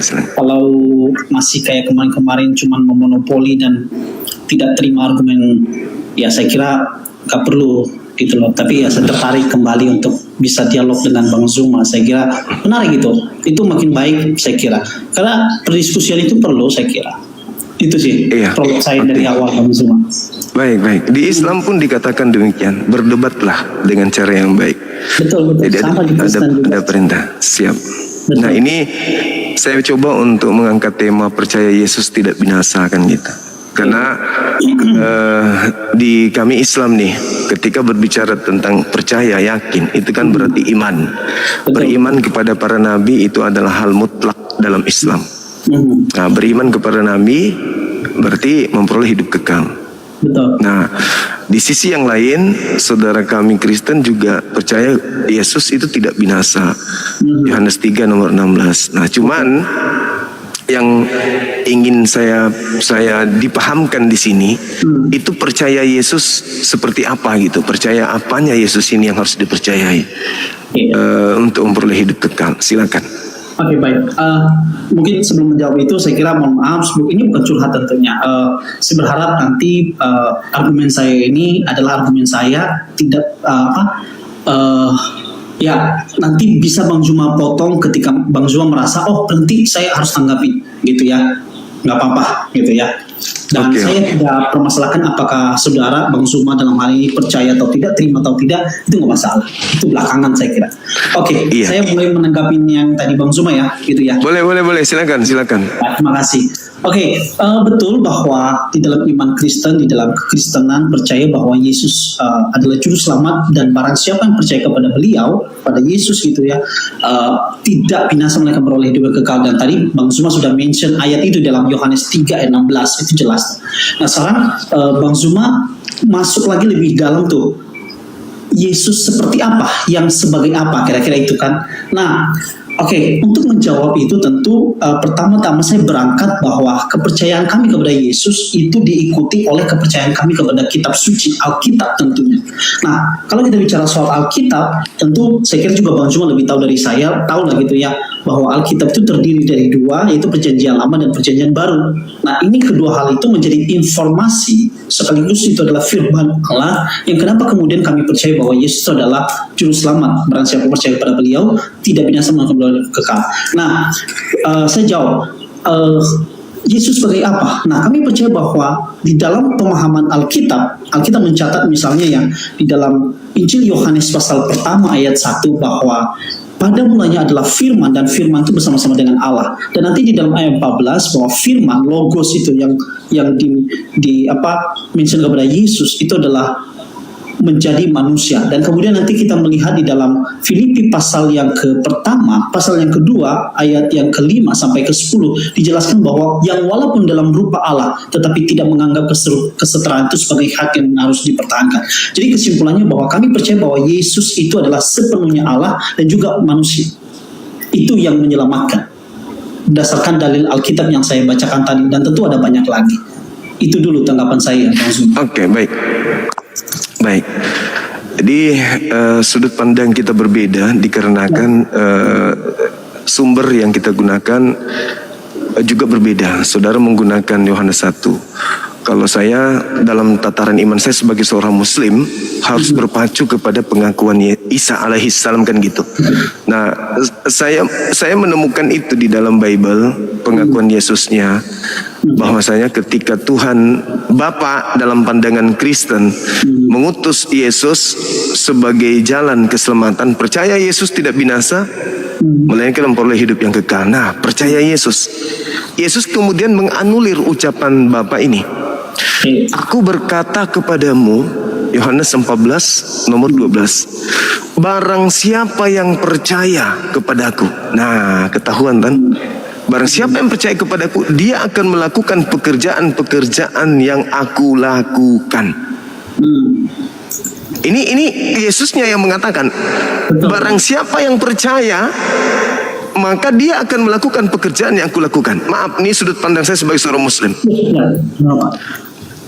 Ketika saya membaca seluruh rangkaian pekerjaan Yesus dari A sampai Z di dalam Bible itu, tidak mampu menghantarkan saya untuk memahami bahwa apa yang dipekerjakan Kristen hari ini itu adalah sama dengan pekerjaan yang Yesus lakukan. Maaf, ini pandangan saya. Misalnya ibadah minggu, menyembah Yesus, makan babi, tidak bersunat, tidak puasa 40 hari 40 malam, kemudian adanya Natalan, percaya kepada Paulus, bla bla bla dan seterusnya. Cerminan yang diperlihatkan secara teori praktek orang-orang Kristen sekte apapun hari ini itu tidak seirama dengan apa yang menjadi pekerjaan Yesus pada saat Yesus turun ke bumi. Sementara barang siapa yang percaya kepadaku, dia akan melakukan pekerjaan-pekerjaan yang aku lakukan. Barang siapa yang mengasihi aku, dia akan memegang perintahku dan melakukan apa yang aku perintahkan. Maka dialah kategori orang-orang yang mengasihi aku. Sekali lagi minta maaf, saya tidak menemukan ini ada pada perilaku kekristenan orang-orang Kristen. Demikian sementara, silakan. Terima kasih. Nah, saya tanggapin lebih jauh lagi. Nah, tadi Bang Zuma juga sudah mention tentang Yohanes, kalau saya nggak keliru itu 17 ya, 17 yang dimana Yesus mengatakan bahwa barang siapa percaya kepada aku, percayalah kepada Dia yang mengutus aku, gitu. Di dalam iman Kristen sekali lagi, dalam kepercayaan kami, nah saya berangkat lagi nih dari Alkitab nih, bahwa Yesus itu betul utusan. Kita tidak menyangkal itu. Tidak menyangkal itu bahwa Yesus adalah utusan, Yesus adalah manusia, dia lapar, dia haus. Betul bahwa Alkitab mengatakan itu. Tetapi, nah ini mohon maaf sekali lagi ya, kalau saya bisa pakai diksi ini, inilah yang kemudian saya bilang kesalahan berpikir dari teman-teman, mohon maaf sekali lagi tanpa mengurangi rasa hormat saya dengan saudara dan termasuk Bang Zuma sebagai yang tertua dan senior dari saya. Kesalahan cara berpikir itu adalah melakukan lompatan logika di dalam memahami Alkitab itu sendiri. Tadi saya sudah bilang bahwa kami percaya bahwa Alkitab itu satu kesatuan, tidak bisa dipisah. Jadi kita tidak hanya bisa terima kalau di digital itu ya, itu ayat merah, ayat-ayat yang merah gitu ya, tulisan-tulisan merah itu merujuk kepada langsung vokal langsung dari Yesus sendiri gitu loh. Ada juga kesalahan dari orang Kristen sejenis itu. Jadi mereka pikir bahwa ini loh Yesus ngomong loh. Nah, tapi giliran yang lain mereka tidak peduli dengan itu. Nah, itu saya bilang kesalahan berpikir itu pertama. Yang kedua, kesalahan berpikir lagi tidak memahami secara komprehensif atau holistik tentang kitab itu. Secara khusus kalau kita belajar tentang Injil Yohanes sendiri gitu ya. Kita harus jangan lupa di dalam prolog dia, di dalam dia membuka kitab itu, di dalam dia menulis tadi yang saya mention juga dari awal bahwa pada mulanya Allah menciptakan langit dan bumi. Firman gitu loh, firman bersama-sama dengan Allah dan firman itu adalah Allah itu sendiri. Nanti di dalam 14 itu. Jadi di sini tuh kita harus melihat bagaimana Yohanes memberikan informasi bahwa Yesus yang dia kenal itu adalah Allah itu sendiri yang telah menjadi manusia. Dan kita jangan lupa juga ternyata Yohanes itu tidak hanya menulis kitab Yohanes, Injil Yohanes. Nanti kita juga melihat tuh di dalam surat-surat dia. Surat biasanya itu surat umum gitu kalau dikategorikan. Jadi dia juga menjelaskan yang kami sampaikan, yang kami beritahu kepada kalian adalah yang telah kami raba, yang telah kami lihat, yaitu Yesus Kristus. Kira-kira seperti itu. Oke. Iya, baik. Sederhana bagi saya. Kalau yang tadi itu kan konsep-konsep sudah masuk ke ranah iman. Tapi bagi saya, sebagai orang yang bukan beriman layaknya seorang Kristiani, saya hanya berpacu kepada apa yang tertulis, penegasan Yesus tentang dirinya, kan gitu. Tadi di situ dikatakan terkait percaya Yesus tidak binasa, melainkan memperoleh hidup yang kekal. Percaya loh, percaya Yesus, bukan percaya kepada yang lain, bukan percaya kepada Yohanes, kepada Paulus, tapi kepada Yesusnya. Tolak ukur percaya menurut Yesus, barang siapa yang percaya kepadaku pasti memperoleh hidup kekal. Nah, cara untuk memperoleh hidup kekal itu adalah melakukan pekerjaan yang aku lakukan. Sekali lagi, ketika kita melihat kacamata kita masing-masing, terhadap perilaku keagamaan Yesus pada saat dia di tengah-tengah kaumnya, beliau adalah seorang praktisi Torah yang taat. Beliau adalah seorang Yudaisme yang taat, menjalankan tradisi nenek moyang mereka dengan tolak ukurnya firman Tuhan. Nah itu. Sedangkan hari ini ketika Anda mengatakan saya melakukan loncatan berpikir yang tidak seharusnya, ya silakan aja. Tetapi yang saya melihat secara global, seluruh sekte di Kristen itu tidak mencerminkan pekerjaan Yesus pada saat Yesus memberikan suri toladan terhadap muridnya. Ini yang saya tidak temukan. Jadi ada kekosongan ketika kerangka berpikir ini kita urai, ada kekosongan di kerangka itu di mana perilaku pekerjaan yang dilakukan oleh saudara kami Kristen tidak mencerminkan apa yang kata Yesus. Aku berkata kepadamu, sesungguhnya barang siapa yang percaya kepadaku, dia akan melakukan pekerjaan yang aku lakukan. Barang siapa memegang perintahku dan melakukannya, maka dia telah mengasihi aku. Sederhana, sangat sederhana. Tetapi yang diperhatikan oleh saudaraku Kristen bukan cerminan dari pekerjaan-pekerjaan yang Yesus praktekkan. 1 Yohanes 2 nomor 6, barang siapa yang mengaku Yesus ada di dalam dirinya, atau mengaku muridnya, atau mengaku pengikutnya, maka dia wajib hidup sebagaimana Yesus hidup. Yudaism. Oke, silakan. Oke, nah inilah sekali lagi saya pakai diksi saya ya. Saya kira ketika saudara khusus Bang Zuma dalam hal ini ya, memahami tentang ayat yang mengatakan secara eksplisit bahwa barang siapa percaya kepada aku, dia harus mengikuti pekerjaanku. Pekerjaan dengan cara hidup itu berbeda. Oke, perlu saya akui secara hal ini bahwa kalau kita melihat di dalam kehidupan Yesus sebagai manusia saat itu, tentu dia ngikutin tradisi Yahudi, betul itu benar. Tradisi Yahudi, misalkan salah satu dia disunat, dia ikut setelah 8 hari disunat. Nah, disinilah kemudian kita harus melihat bahwa cara hidup Yesus tentunya, misalnya disunat, berpuasa, kemudian harus pakai di budaya Timur Tengah saat itu kan tentu mereka pakai baju-baju yang misalkan pakai kasut tali sendal jepit, bukan sendal jepit yang kayak kita, pakai yang selayaknya kayak jubah. Itu bukan pekerjaan, tapi cara hidup, gaya hidup sesuai konteks zaman itu, tradisi zaman itu. Nah, di dalam kekristenan tidak seperti itu, Bang Zuma dan teman-teman. Tidak seperti itu, ya. Ya, sekali lagi mendefinisikan kalimat Yesus, kata-kata Yesus yang dikatakan barang siapa percaya kepadaku harus ikutin pekerjaanku. Bukan berarti kita harus ikut cara hidup konteks tradisi Yahudi saat itu, gitu loh. Nah, itu yang pertama. Yang kedua, tentu kalau kita harus melihat lebih jauh sekali lagi, komprehensif di dalam hal ini, rule atau core value, core iman dalam Kristen itu secara keseluruhan Alkitab, maka kita harus membaca kitab yang lain, bukan hanya kitab keempat Injil itu tuh, informasi tentang Yesus gitu loh. Ya, bukan berarti nanti misalnya kitab surat-surat Rasul Paulus, surat Ibrani, kemudian Wahyu dan beberapa hal yang lain dan perjanjian lama juga bukan tentang Yesus, enggak. Memang itu tidak secara langsung disampaikan oleh Yesus, tetapi firman Tuhan itu, Alkitab itu sekali lagi kalau kita membaca dalam 2 Timotius 3:16 jelas itu diilhamkan. Jadi sekali lagi Bang Zuma dan teman-teman, bahwa perkara cara hidup Yesus saat itu kami tidak ikutin, ya memang tidak ada perintah seperti itu kok. Yang perintah langsung itu adalah apa? Kasihilah musuhmu, berdoalah bagi dia. Dan secara ini yang ketiga saya terangkan kepada saudara dan teman-teman. Yang ketiga, di dalam kekristenan itu list dari cara hidup, misalnya bagaimana cara mandi, bagaimana cara berdoa bahkan gitu ya, bagaimana harus pakai pakaian, tidak diterangkan. Kenapa? Di sana diterangkan bahwa kita itu punya hikmat, kita bisa membedakan mana yang baik, yang buruk dan yang buruk. Tentu memang saya perlu akui ada orang-orang Kristen yang salah paham tentunya, misalkan kayak ke gereja tapi pakai pakaian yang tidak layak, yang ya you can see gitu loh. Nah, itu yang keliru. Harusnya tidak perlu dicatat buat dia, kamu harus pakainya begini loh ya. Nah, itulah cara pandang di dalam kekristenan, Bang Zuma. Sekali lagi, di dalam memahami kalimat Yesus yang tadi bilang barang siapa percaya kepada aku harus melakukan pekerjaanku, bukan berarti yang kita ikutin adalah cara hidup konteks saat itu. Karena memang hidup Yesus saat itu sangat dekat dengan konteks Yahudi, maka dia harus hidup seperti itu.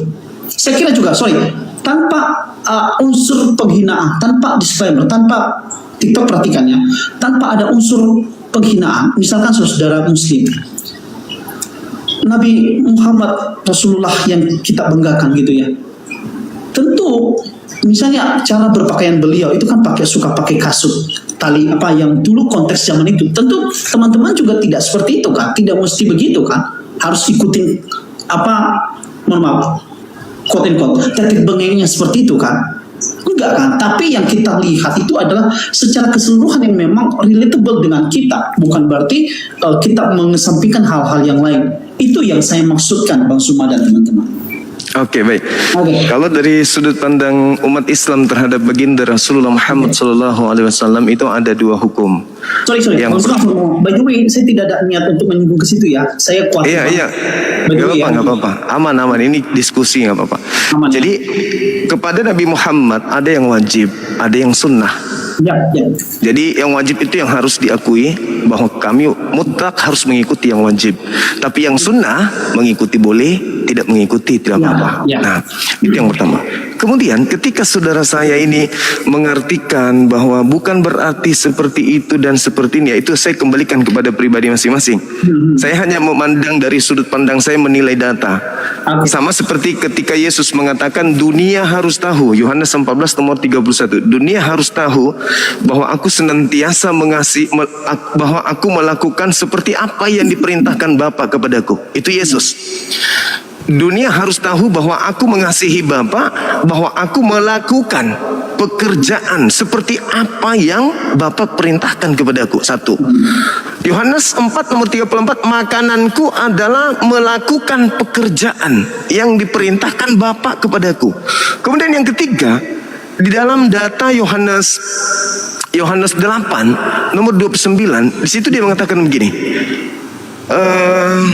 Aku senantiasa mengasihi Bapa sebab Bapa menyertai aku senantiasa, disebabkan karena aku senantiasa melakukan segala sesuatu yang berkenan kepadanya.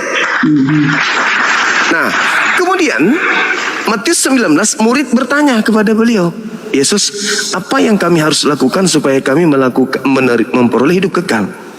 Kata Yesusnya, yang pertama adalah kamu harus melakukan segala perintah Bapa. Yang kedua, jual seluruh hartamu, karena yang datang ini adalah orang kaya. Jual seluruh hartamu, berikan kepada si miskin. Kalau kedua-duanya ini sudah kamu lakukan, barulah kamu jadi pengikutku. Ikutlah aku. Nah, artinya bahwa Yesus lagi-lagi mempraktekkan pola hidup sesuai dengan perintah Elohim. Jadi tidak ada cerminan bagaimana kita mendudukkan apa yang Yesus ajarkan, percaya kepadanya, hidup ala Kristen itu nggak ada. Tetapi Yesus ketika dipercayai, Yesus ketika dikasihi, maka orang itu akan tampil seperti seorang Yudaism, bukan seperti orang Kristen. Nah, oleh karena itulah saya mengatakan percaya Yesus tidak binasa, artinya ketika percaya melakukan pekerjaan yang Yesus kerjakan, maka ketika mempraktekkan pekerjaan yang Yesus kerjakan, tidak menjadikan orang itu menjadi Kristiani, tetapi menjadikan orang itu menjadi seorang Yudaism. Ya, itu yang tertulis. Itu yang tertulis. Tapi kalau saudara mengatakan tidak harus begini, ya itu kembali ke pribadi masing-masing. Silakan. Setuju. Oke, saya bisa tanggapin soal itu. Iya, silakan. Oke, baik. Apa yang Bang Zuma kasih tahu menyimpulkan pada akhirnya bahwa ketika mereka percaya Yesus harusnya hidup layaknya Judaism, betul ya? Itu kan kesimpulan Bang Zuma. Dan saya kira, saya pakai di sini lagi. Saya kira inilah kemudian lagi adalah kekeliruan dalam berpikir. Sebab Judaism dengan kekristenan itu beda, jelas. Cara hidup Yesus saat itu memang Judaism, benar. Karena dia dalam konteks Yahudi saat itu. Gitu loh, bagaimana dia cara berdoa, bagaimana dia cara makan tentu. Nah, inilah yang saya bilang tadi bahwa kita harus melihat secara keseluruhan gitu loh. Ada kitab-kitab yang lain yang menjelaskan gitu bahwa kita itu tidak hidup lagi seperti Judaism. Judaism itu kan masih hidup di dalam hukum Taurat, di bawah aturan hukum Taurat. Nah, sedangkan kekristenan tidak seperti itu. Kita hidup di bawah kasih karunia Allah gitu. Tetapi bukan berarti kita hidup di bawah kasih karunia Allah, hidup sebebas-bebasnya, enggak kok. Karena nanti kalau kita baca dalam surat Rasul Paulus kepada jemaat Efesus pasal yang kelima ayat yang ke-13 bahwa jangan menyalahgunakan kemerdekaan kamu untuk berbuat dosa. Atau misalnya kita baca dalam Roma pasal 6 ayat yang ke-pertama dan juga ayat 15. Ketika orang-orang bertanya, lah kalau begitu kalau kita sudah dibawa kasih karunia Yesus, lalu kita bisa bebas dong melakukan segala hal. Tidak. Paulus katakan tidak. Sekali tidak demikian.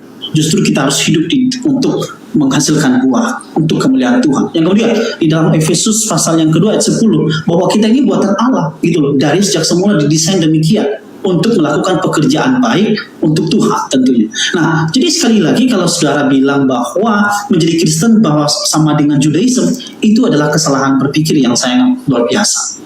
Ya, jadi dasar-dasar dari kehidupan Kristiani hari ini apa? Menjaga ibadah. Itu udah jelas bahwa firman Tuhan juga mengatakan bahwa janganlah menjauhkan diri dari pertemuan ibadah seperti yang biasa dilakukan orang-orang saat itu. Gitu. Iya. Oke, silakan. Iya. Yesus mengatakan begini di dalam Yohanes 7:49. Orang banyak ini yang tidak mengenal, tidak mengetahui, tidak mempraktekkan kemudian Taurat, terkutuklah dia. Yohanes Itu kata Yesus. Di Yohanes 7 nomor 49 dan juga Yesus berkata di murid-muridnya di Matius 23. Apa kata beliau? Ahli Taurat dan orang Farisi telah menduduki kursi Musa. Dengarkanlah setiap apa yang mereka katakan, tapi jangan kau mengikuti mereka, sebab mereka hanya menteorikan, tidak mempraktekkan. Berarti Yesus membimbing murid-muridnya untuk mempraktekkan Taurat. Jadi kalau saudara mengatakan tadi Yesus hidup ala Yudaism karena pada saat itu memang dia dekat sebagai seorang Yudaism, bukan di situ intinya. Intinya adalah ketika kita nonton film, pelakunya Yesus di sana sebagai orang yang menikmati film sebagai aktor, Yesus sedang mempraktekkan Kristen atau Yudaisme. Yesus mempraktikkan Yudaisme. Berarti kalau percaya kepadanya, maka harus hidup ala Yudaisme karena Yesus mempraktikkan itu, bukan hidup ala Kristen. Itu maksud saya. Karena Yesus mengatakan, barang siapa yang percaya kepadaku, dia akan melakukan pekerjaan. Apa pekerjaanku? Sabar, tidak makan babi, bersunat dan itu pekerjaanku. Kalau percaya, lakukan itu. Kalau tidak percaya tapi menentang itu, ya berarti Anda tidak memperoleh hidup kekal. Yang memperoleh hidup kekal yang percaya mempraktekkan apa yang aku kerjakan. Tetapi yang mengklaim dirinya juga mengikuti pekerjaanku tetapi tidak melakukan, percaya kepada aku tapi tidak melakukan apa yang aku pekerjakan, maka itu masuk ke dalam Matius 15 nomor 9. Percuma mereka beribadah kepadaku sedangkan pekerjaan yang mereka kerjakan adalah perintah manusia.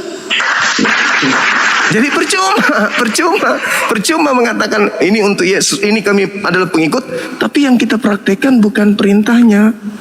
Percuma kata Yesus. Dan satu-satunya umat yang beribadah ke Yesus kan hanya Kristen. Berarti ucapan itu ditujukan kepada, ya mohon maaf, kepada Kristen. Karena kalau saudara saya mengatakan bahwa bukan seperti itu maksudnya, berarti Anda sedang ingin menjanggali Yesus. Karena Yesus mengatakan barang siapa percaya, dia melakukan apa yang aku kerjakan. Saya kira begitu. Silakan. Saya tanggapinya. Nah inilah sekali lagi mohon maaf. Saya dengan segala berat hati ya, kesalahan dalam berpikir sekali lagi Bang Suman, saya kira ya, bahwa ketika menafsir atau memahami ayat-ayat itu melepaskan dia dari konteksnya. Teks itu tidak bisa dipahami tanpa konteks. Jadi itu satu kesatuan yang tidak bisa dipisahkan. Tadi ada banyak ayat yang Bang Zuma mention tentang Yesus yang ngomong kepada orang Farisi. Dikatakan salah satu bahwa ikutilah apa yang mereka ajarkan, tapi jangan ikutin hidup mereka. Lalu kemudian tiba-tiba Bang Zuma menyimpulkan bahwa siapa yang percaya kepada Yesus? Ya orang Kristen. Jadi ya berarti itu kalimat itu kepada orang Kristen itu keliru sekali lagi. Nah, saya perlu terangkan ya Bang Zuma ya. Di dalam Matius 23 itu jelas bahwa di sana itu Yesus sedang menegur orang-orang Farisi dan sekaligus memberitahu kepada audiens yang lain, kepada para murid dan pengikut yang lain bahwa lihat loh, itu ada orang Farisi loh yang merasa dirinya lebih hebat, lebih agamais, religius, bahkan berdoa di samping jalan teriak-teriak. Nanti kalau kita baca itu ya di dalam Matius pasal 6, diajarkan oleh Yesus, janganlah berdoa seperti mereka, sebab mereka itu munafik, orang-orang sombong, tetapi justru hidup mereka itu jauh dari Tuhan. Contoh, orang-orang Farisi itu jago menampilkan yang baik-baik, tapi tidak bisa mengikutinya gitu loh. Taurat itu mereka jago hafal, apalagi orang-orang Farisi. Di bagian mereka 630 mereka uraikan tuh hukum Taurat itu, mereka jago hafal, tapi tidak bisa menghidupinya. Salah satunya adalah apa? Tidak peduli dengan kehidupan janda, fakir, miskin. Terus ketika ada orang yang jatuh di lubang, mereka tidak mau tolong hanya karena itu adalah hari Sabat. Jadi jelas kalimat itu bukan ditujukan kepada mereka yang ikut Yesus, pengikut Yesus. Yang mau di-mention Yesus adalah, yang mau ditegaskan Yesus bahwa jangan sampai lo ya, keagamaanmu itu adalah alat untuk kamu memperalat Tuhan seolah-olah supaya kamu lebih baik gitu. Padahal enggak, jauh. Nah kemudian percuma ibadahmu itu. Nah Yesus pernah menghardik orang-orang Farisi bahwa ibaratnya kalian itu kayak kuburan gitu loh. Di dalamnya tulang belulang, hati kalian tuh jauh dari Tuhan sebenarnya. Bukan Tuhan yang kalian sembah sebenarnya, tapi kalian sedang menunjukkan siapa diri kalian supaya kalian dipuji. Kira-kira itu Bang Suma, sekali lagi. Kalau kita mau bahas tentang ayat-ayat tadi yang Bang Suma mention. Oke, baik. Di dalam Yohanes 10 nomor 27, aku mengenal muridku, aku mengenal pengikutku, pengikutku mendengarkan suara aku. Ya. Jadi kalau berbicara mengenai suara Yesus, berarti perintah-perintah Yesus kan gitu. Betul. Dan mengikuti aku artinya apa yang Yesus perintahkan. Kan Yesus sudah mengatakan tuh dalam Yohanes 14 tadi. Kata Yesusnya, kalau kau percaya kepadaku, kau akan melakukan apa yang aku perintahkan. Jika kau mengasihi aku, kau akan melakukan apa yang aku perintahkan. Mengasihi aku loh. Nah kalau tidak melakukan apa yang aku perintahkan, berarti kau tidak mengasihi aku. Kalau kau tidak melakukan apa yang aku perintahkan, berarti kau bukan pengikut aku. Nah sekarang kalau saya melihat sudut pandang Kristen dalam beragama, tidak ada yang Yesus perintahkan yang Kristen lakukan. Contoh, mingguan, Natalan, makan babi, tidak bersunat, nyembah Yesus, itu tidak diperintahkan oleh Yesus. Ketika Yesus ditanya, apa yang saya harus lakukan untuk memperoleh hidup yang kekal? Lakukan segala perintah Bapa. Apa perintah Bapa? Di perjanjian lama atau di perjanjian baru? Perjanjian lama dong. Kristen lakukan enggak? Enggak. Jadi bagaimana bisa dikategorikan orang Kristen ini sebagai orang percaya, sedangkan yang disebut percaya Yesus adalah yang melakukan pekerjaan Yesus. Nah apa yang Kristen praktekkan hari ini sebagai pekerjaan Yesus? Nggak ada. Nggak ada. Yesus ketika tampil melakukan pekerjaan-pekerjaan yang Bapa perintahkan kepadanya, dia tampil selainnya sebagai seorang Yahudi taat, bukan sebagai Kristiani taat. Gitu. Jadi sekali lagi saya katakan kepada saudara, saya masih berpegang pada prinsip saya. Saya tidak menemukan adanya Kristen yang melakukan pekerjaan Yesus. Karena Yesus mengatakan, yaitu tadi, kalau mengasihi, melakukan pekerjaan yang aku lakukan. Memegang perintahku, berarti mengasihi aku. Nah sekarang perintah mana yang saudara kami Kristen lakukan, yang saudara kami Kristen praktekkan dari Yesus? Sampai harus ibadah minggu, menyembah Dia, menghalalkan segala makanan yang diharamkan, dan seterusnya. Gitu Bang, karena secara praktek pekerjaan Yesus, sekali lagi, dia adalah pelaku Taurat yang taat. Sedangkan Kristen enggak sama sekali. Demikian. Saya tanggapin sekali lagi Bang Zuma. Saya ulang seperti yang tadi. Saya kira ini kayaknya ada miss kita beda memahami hal ini ya.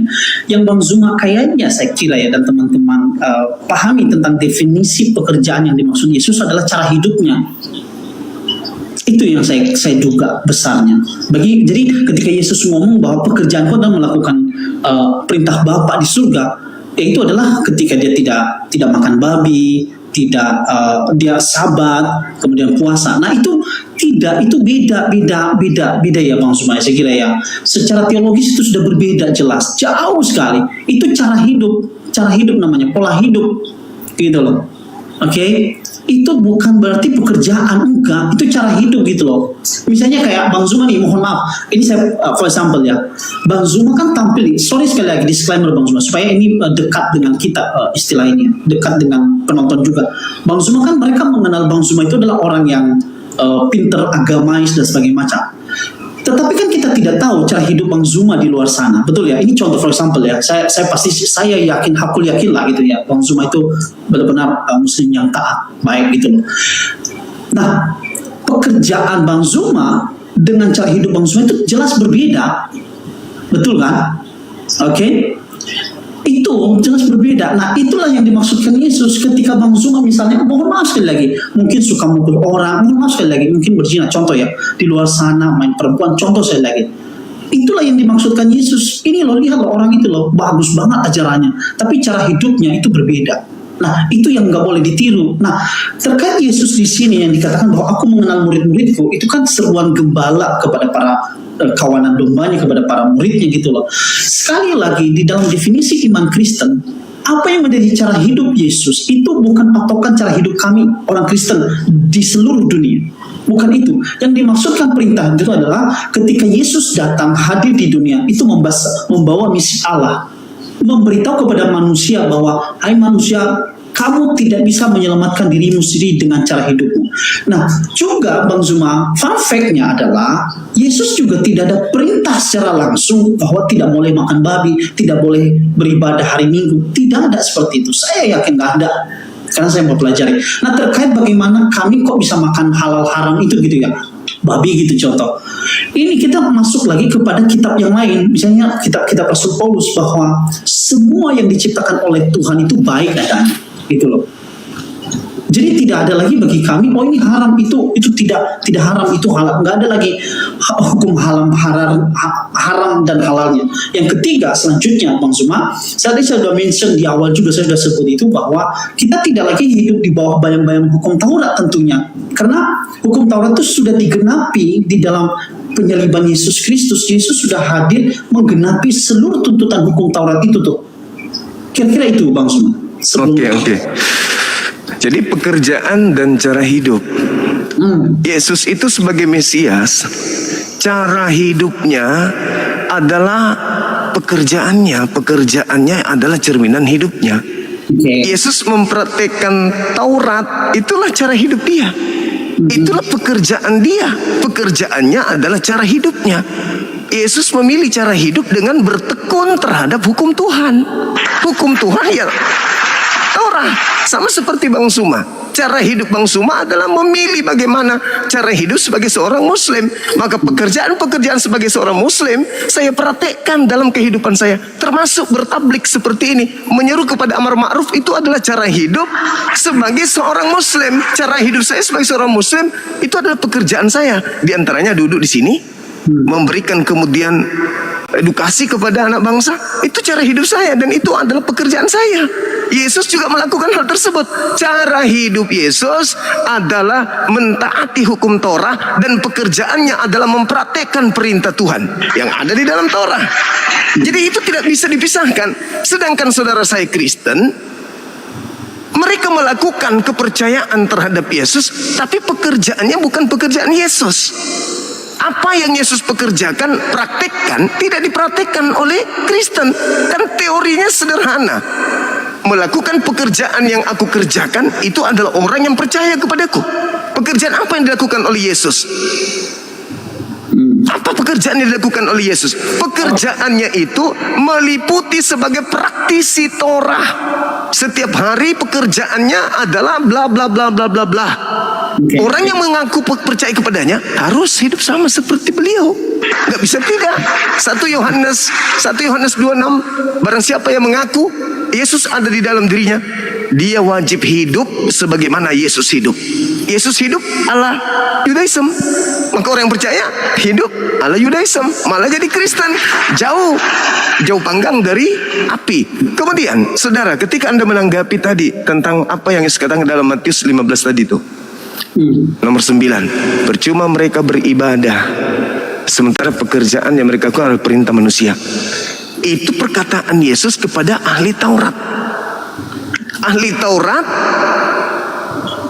beribadah kepada Elohim, tetapi praktek-praktek kehidupan mereka tidak berdasarkan Taurat. Makanya Yesus mengatakan jangan kau ikuti mereka. Nah, Kristen juga begitu, beribadah kepada Yesus, tetapi pekerjaan yang mereka lakukan adalah pekerjaan manusia. Minggu bukan perintah Tuhan, makan babi bukan perintah Tuhan, tidak bersunat bukan perintah Tuhan, Natalan bukan perintah Tuhan, menyembah Yesus bukan perintah Tuhan. Tidak ada yang dilakukan oleh Kristen adalah perintah Tuhan. Terkait yang Anda katakan bahwa Yesus mati di salib untuk menggenapi, ini keliru. Ini adalah penyakit yang sudah akut.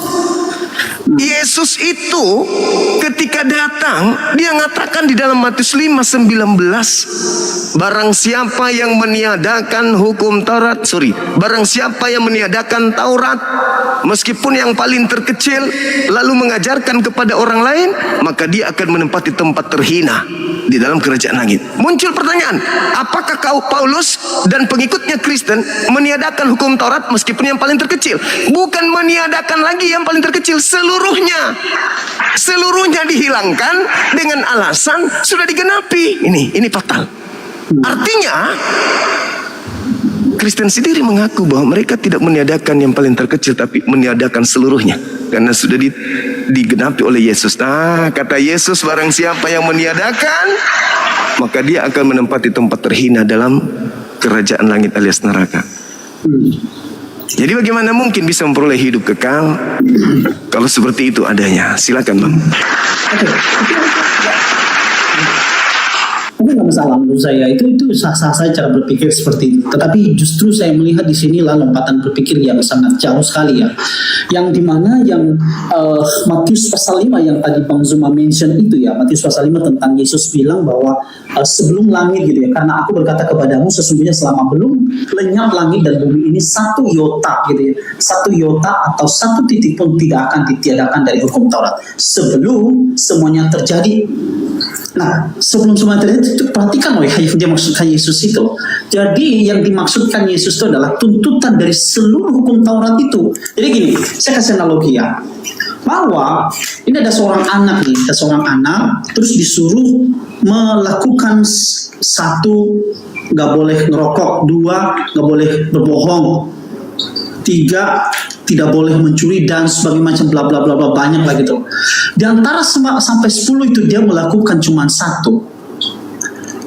Apakah dia termasuk karena dia sudah melakukan 1 dia bisa melakukan semuanya, dikatakan bahwa dia melakukan semuanya, atau sudah bisa melewati seluruh tuntutan itu? Jelas tidak.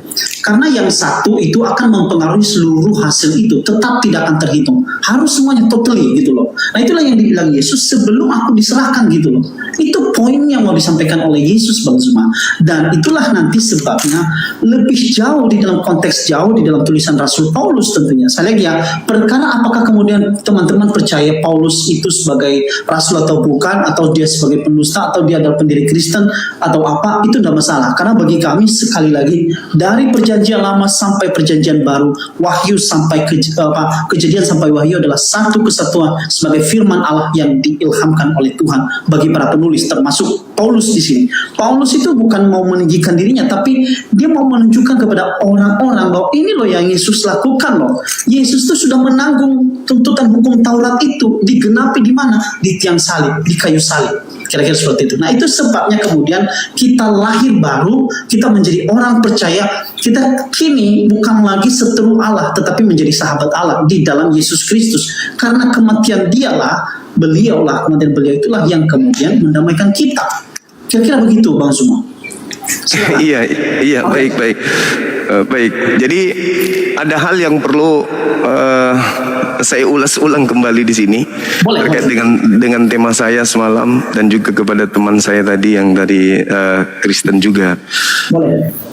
Yohanes 3:16, begitu besar kasih karunia Tuhan akan dunia ini sehingga dia menganugerahkan anaknya Yesus. Barang siapa yang percaya tidak binasa, melainkan memperoleh hidup yang kekal. Penyaliban itu terjadi untuk menghalau orang-orang agar jangan percaya Yesus, bukan supaya menyelamatkan. Coba kita lihat dalam Yohanes 11 Di situ dikatakan Yohanes 11 nomor 45, banyak orang yang percaya melawat Maria dan percaya kepada Yesus, sehingga ada di antaranya melapor ke orang Farisi dan orang-orang imam kepala mahkamah agama. Apa yang harus kita lakukan nih? Kalau kita biarkan Yesus, maka akan semakin banyak orang percaya kepadanya. Kalau semakin banyak orang percaya, ya baguslah, harusnya bagus. Karena misi Yesus itu memang supaya dipercaya. Semakin banyak orang percaya kepada Yesus, semakin banyak orang memperoleh hidup yang kekal. Nah, orang Yahudi nggak mau. Maka satu-satunya cara untuk menghentikan agar orang jangan memperoleh hidup kekal, Yesus harus disalib, Yesus dibunuh. Jadi penyaliban terhadap Yesus itu adalah menghentikan misi penyelamatan Yesus. Bukan salib menyelamatkan manusia, bukan. Tapi salib adalah memblokade misi kedatangan Yesus untuk menyelamatkan manusia. Apa itu? Percaya kepada Yesus, dia adalah Mesias yang diutus Tuhan kepada kaumnya Bani Israel. Nah, orang-orang berunding, rapat mereka. Orang Yahudi, orang Farisi, mahkamah agama, imam kepala. Apa yang harus kita lakukan nih? Maka Imam Kayafas mengatakan, kalian tidak tahu apa-apa dan kalian tidak insaf bahwa adalah lebih baik satu orang Yesus mati daripada seluruh bangsa kita itu binasa. Maka mulai saat itu Kayafas bernubuat. Bukan dari dirinya sendiri. Dia mengatakan Yesus harus mati untuk bangsa Israel dan untuk menyatukan anak-anak Israel, anak-anak Elohim yang berpencar di seluruh penjuru bumi. 53-nya, maka mulai saat itu mereka bersepakat membunuh Yesus. Jadi penyaliban itu bukan menyelamatkan. Penyaliban itu menghancurkan misi penyelamatan yang Yesus lakukan. Tapi Kristen muncul membolak-balikkan, seakan-akan salib itulah penyelamatan. No, penyelamatan itu ketika orang percaya kepada Yesus bahwa Yesus adalah utusan Tuhan, bukan karena salib. Karena di situ diterangkan, begitu besar kasih karunia Tuhan akan dunia ini sehingga Ia menugerahkan anaknya. Barang siapa yang percaya kepadanya tidak binasa, melainkan memperoleh hidup yang kekal. Berarti percaya Yesus, bukan percaya kepada salib. Saya kira begitu, Bung. Silakan, kalau masih ada silakan. Saya tanggapin ya. Gak apa-apa ya, kalau misalkan nanti Bang Zuma merasa enough dengan saya, cukup dengan saya, silakan mau turunnya langsung. Tapi kalau Bang Zuma masih merasa ini asik, boleh diskusi, boleh, saya akan terus mungkin ya. Tapi sekali lagi, soalnya saya mau izin ibadah soalnya, saudaraku. Enggak apa-apa, lanjut aja dulu sambil saya nunggu teman-teman dari API untuk naik. Silakan. Oke, lanjut. Nah, saya lanjutin ya. Ada beberapa hal yang Bang Zuma ya tentang tadi yang Bang Zuma mention lagi sekali lagi di dalam Yohanes 11:45. Betul bahwa saya perlu akui itu isi Alkitab benar ngomong gitu kok, bahwa inilah kemudian orang-orang Farisi, orang-orang Yahudi dan para pengikut dia itu mereka sakit hati kepada Yesus. Nah inilah makanya nanti kita melihat ya di dalam penyaliban Yesus itu yang begitu dramatikal itu memang ada unsur politik tapi juga ada unsur teologisnya di dalam. Politik dari segi orang Yahudi, politik dari segi orang Roma yang berkuasa saat itu, dan dari semua itu secara teologis Tuhan pakai cara itu tentunya. Nah nanti apakah ada ayat-ayatnya? Ada. Nah kita bahas dulu satu-satu tentang tadi yang Bang Zuma mention tentang Yohanes 11:45. Jadi ayat Yohanes 11:45 ini sekali lagi ini Rasul Yohanes yang menuliskan, yang seorang murid Yesus ya. Yohanes 11 itu ini adalah menjadi satu puncak dari sakit hatinya orang-orang Yahudi, murid-murid mereka. Karena mereka merasa bahwa Yesus ini mengajarkan kesesatan. Kalau kita membaca di dalam Lukas ya Bang Zuma ya, itu jelas ya. Lukas itu juga sudah mencatat bagaimana sepak terjang Tuhan Yesus saat itu yang membuat para Farisi marah. Misalnya Lukas pasal 23 ayat 2 saya baca. Ia menyesatkan bangsa kita dan melarang orang membayar pajak kepada Kaisar dan mengatakan bahwa ia adalah Kristus, yaitu Raja. Nah, bagi mereka ini satu kekeliruan luar biasa sekali.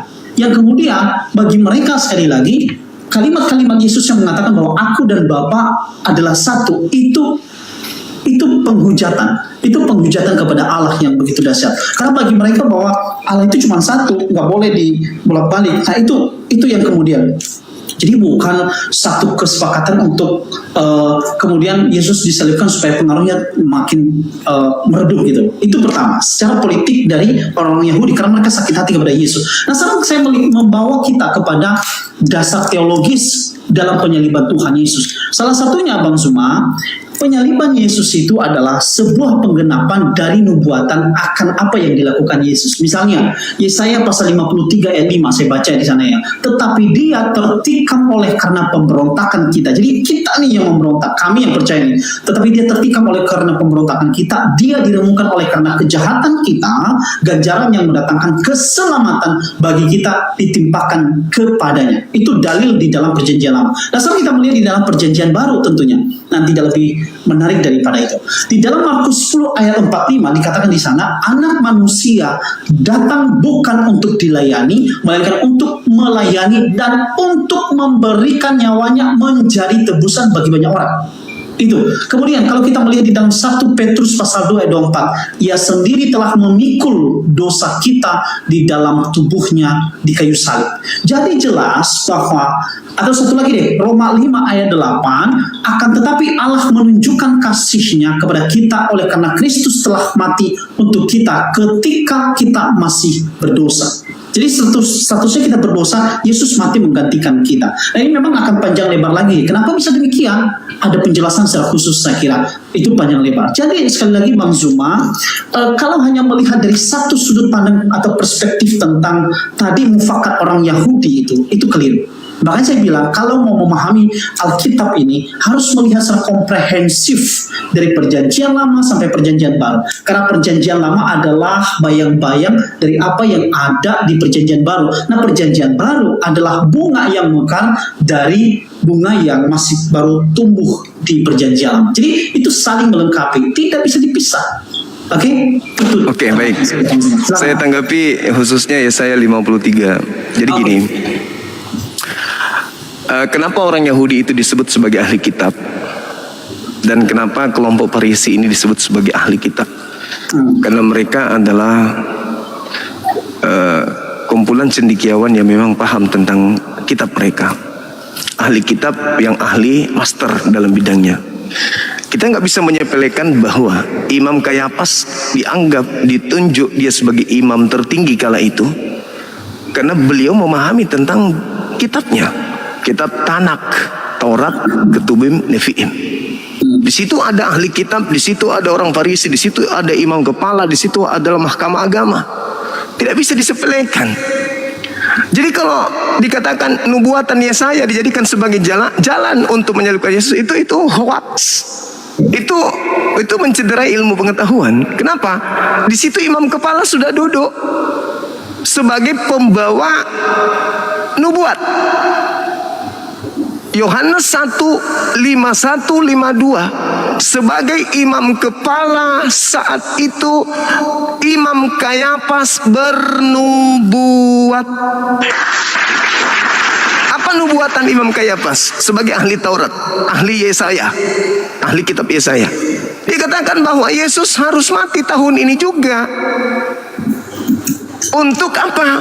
Untuk bangsa Israel, bukan untuk bangsa yang lain. Maka kalau saudara Kristen saya yang tampil belakangan mengatakan itu sudah dinubuatkan di kitab Yesaya, lalu kemana perginya?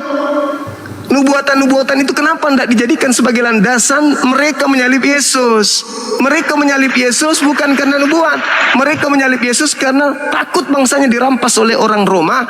Dan ketika itu terjadi, apa yang mereka rundingkan? Mereka merundingkan membunuh Yesus. Lalu Imam Kayafas berbuat nubuat. Dan dikatakan Kayafas berkata demikian bukan dari dirinya sendiri. Berarti ketika Kayafas bernubuat, ada dua sumbernya. Bernubuat dari bisikan iblis, bernubuat dari bisikan Elohim. Kalau nubuatan Kayafas membunuh Yesus untuk menyelamatkan bangsa Israel dari perampasan hak orang Roma, dari iblis datangnya ini nubuatan Kayafas, maka penyaliban itu adalah dari iblis. Akan tetapi kalau nubuatan Kayafas ini berasal dari Elohim, berarti Elohim menginginkan Yesus dibunuh. Dan kalau Elohim yang menginginkan Yesus dibunuh, kenapa harus imam kepala Mahkamah Agama melakukan tipu muslihat? Kenapa harus Mahkamah Agama membuat kesaksian palsu? Markus 14 nomor 1 mereka membuat tipu muslihat. Matius 26 nomor 4 mereka membuat kesaksian palsu tipu muslihat.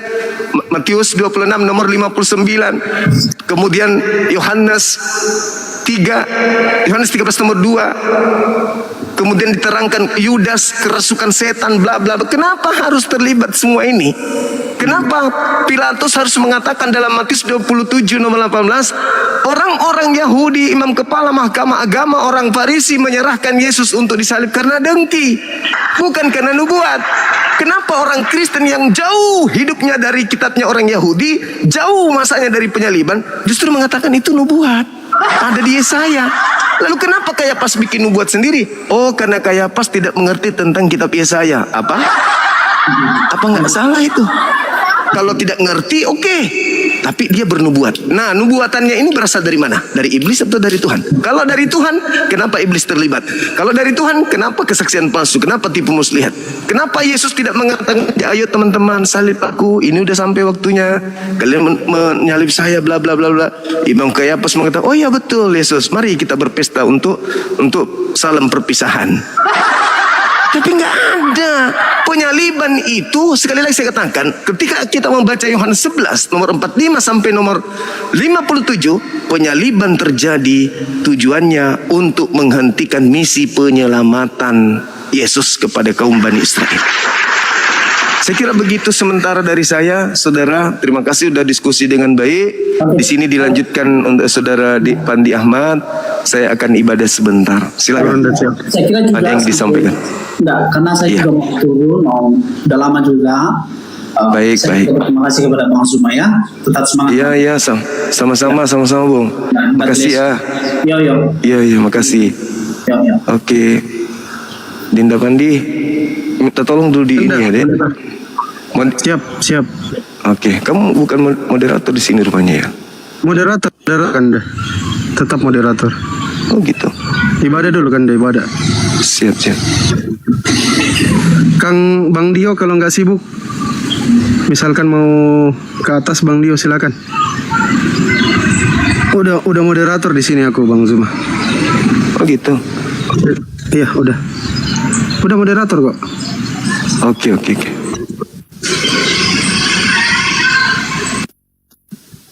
Oke. Iya ibadah maki dulu.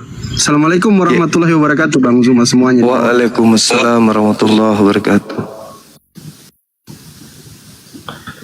Oke Dinda, lanjut dulu ya. Siap kan dah. Sumpah aja ke ulo kesik.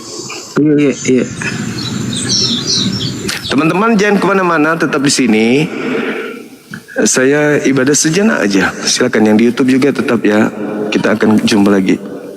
Assalamualaikum warahmatullahi wabarakatuh. Waalaikumsalam warahmatullahi wabarakatuh. Oke, teman-teman, tap-tapnya mungkin bisa dikencangin juga. Minal aizin wal faizin, mohon maaf lahir batin bila ada salah kata maupun tindakan kawan-kawan muslim mohon dimaafkan ya. Kang Bang Ustadz Dio mungkin siapa tahu pengen naik, kebetulan kita sambil menunggu teman-teman Kristen. Silakan Ustadz Dio. Yang teman-teman Kristen kalau mau naik kirim permintaan aja ya teman-teman ya. Oh ini ada Bang Ardiansa nih. Nah cocok ini Pak dosen. Assalamualaikum Bang Ardiansa.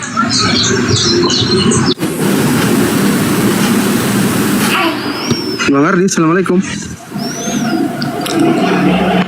Assalamualaikum warahmatullahi wabarakatuh. Waalaikumsalam warahmatullahi wabarakatuh. Salam kenal teman-teman. Salam kenal Pandi Ahmad 02. Salam kenal Ardiansa Arif 2. Iya, salam kenal Bang. Ya. Asal mana Bang Ardi? Saya dari kota Bau-Bau, Medan. Iya, salam kenal teman-teman di bawah. Iya, sambil menunggu teman-teman Kristen, teman-teman ya, nggak apa-apa ya. Kita ngobrol-ngobrol. Ada Ustadz Dio, Assalamualaikum Ustadz. Ya, waalaikumsalam warahmatullahi wabarakatuh. Minal aizin wal faizin, mohon maaf lahir batin. Taqabbalallahu minna minkum. Minal aizin wal faizin. Salam kenal Ustadz Dio, salam. Siap, salam kenal. Mohon maaf lahir batin. Kalau ada lahir batin Ustaz ya. tolong ditransferin.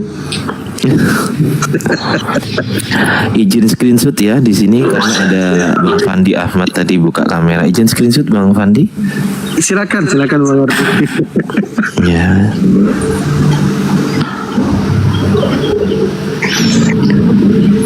Ada dosen dari Burundi juga nih. Pak dosen, assalamualaikum. Waalaikumsalam warahmatullahi wabarakatuh. Handi Hai Jolibes. orang-orang yang beriman, mari kita mempergunakan akal sehat kita. Bagi orang-orang yang tidak beriman, segera fungsikan juga lah akal sehatmu agar bisa membedakan mana uang 50.000, mana pecahan 100.000. Mana manusia, mana Tuhan. Mana firman Tuhan, mana karya manusia. Demikian kultum saya, semoga tidak bermanfaat buat yang tidak bermanfaat. Terima kasih. Oh, Masya Allah, luar biasa Bang Handi. Ini mau turun Bang Handi? Saya lagi ngomong apa tadi barusan? Katanya Bang Handi mau turun barusan. Enggak, saya beritahu Kang Dio. Kira-kira tadi saya ngomong apa? Tolong diartikan dulu Kang Dio.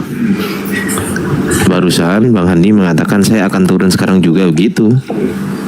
Wah, kayaknya ada kuping deh yang seperti Ote nih. Iya. Salam kenal ya Bang Handi. Ini akun saya. Saya namanya Ardiansa. Teman-teman di bawah salam kenal. Nggak, tolong di follow lah ya yang baru kenal. Iya, ya, mak kenal. Udah, kalau boleh tanya, udah lama kenal dunia persilatan nih. Ini gila semua ini. Halo, Jalan Pancasila, Muslim atau Kristen Bang Alvin? Muslim atau Kristen Bang? Muslim Bang, saya Muslim. Salam kenal ya Bang. Salam kenal Bang. Assalamualaikum warahmatullahi wabarakatuh Bang. Waalaikumsalam warahmatullahi wabarakatuh. Masya Allah, alhamdulillah. Saya Muslim juga Bang. Bang Alvin, salam kenal ya. Bang Alvin. Salam kenal balik Bang. Ya, assalamualaikum warahmatullahi wabarakatuh Bang Alvin. Ini baru tegas nih. Loh, Ini kok hilang? kemana aja? Kemana aja selama ini? Mana orangnya tadi? Wah, ini moderator ini kurang. Enggak, TikTok otomatis Bang Ardi. TikToknya otomatis. Kalau kawan-kawan Muslim yang naik biasa kena tackle. Aku khawatir di tackle ini. Aku izin mute Sambil dulu ya. menunggu, iya siap Bang Ardi. Sambil menunggu Bang Zuma, teman-teman ya. Enggak apa-apa lah, kita silaturahmi sama Ustadz Dio, Bang Handi, Bang Ardiansa. Udah lama kami nggak jumpa nih, jadi silaturahmi aja dulu ya teman-teman ya. Kita sambil menunggu teman-teman Kristen yang kompeten lagi. Tapi tadi menarik tema yang dibahas oleh Gurunda ya. Kenapa ada tipu muslihat agar supaya Yesus ini mati terbun-bun, mati tersalib? Saya jawab. Anda kan Silakan, bertanya, saya jawab dong. Silakan. Iya. Silakan Bang Dio dijawab.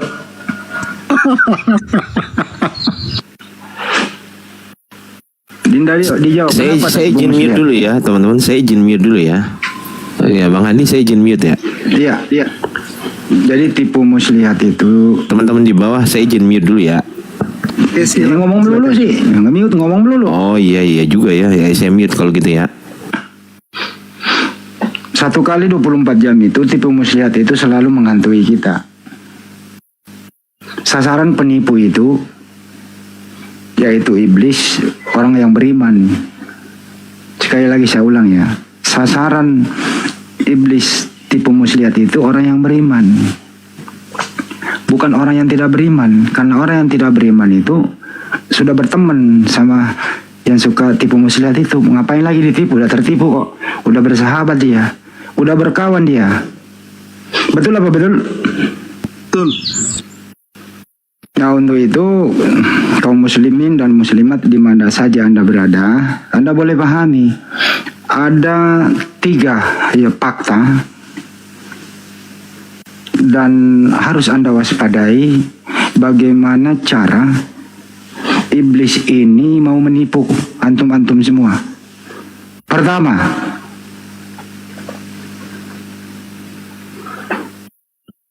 Nunggu ya pertamanya, nunggu ya. Nunggu ya pertamanya ya. Yang kedua, yang ketiga. Nah, yang pertama adalah mereka itu baik secara nyata maupun tidak nyata menghasut kita, membuat kita malas. Contoh nih, sudah ada ajan Allahu Akbar, Allahu Akbar. Nah, itu panggilan sholat.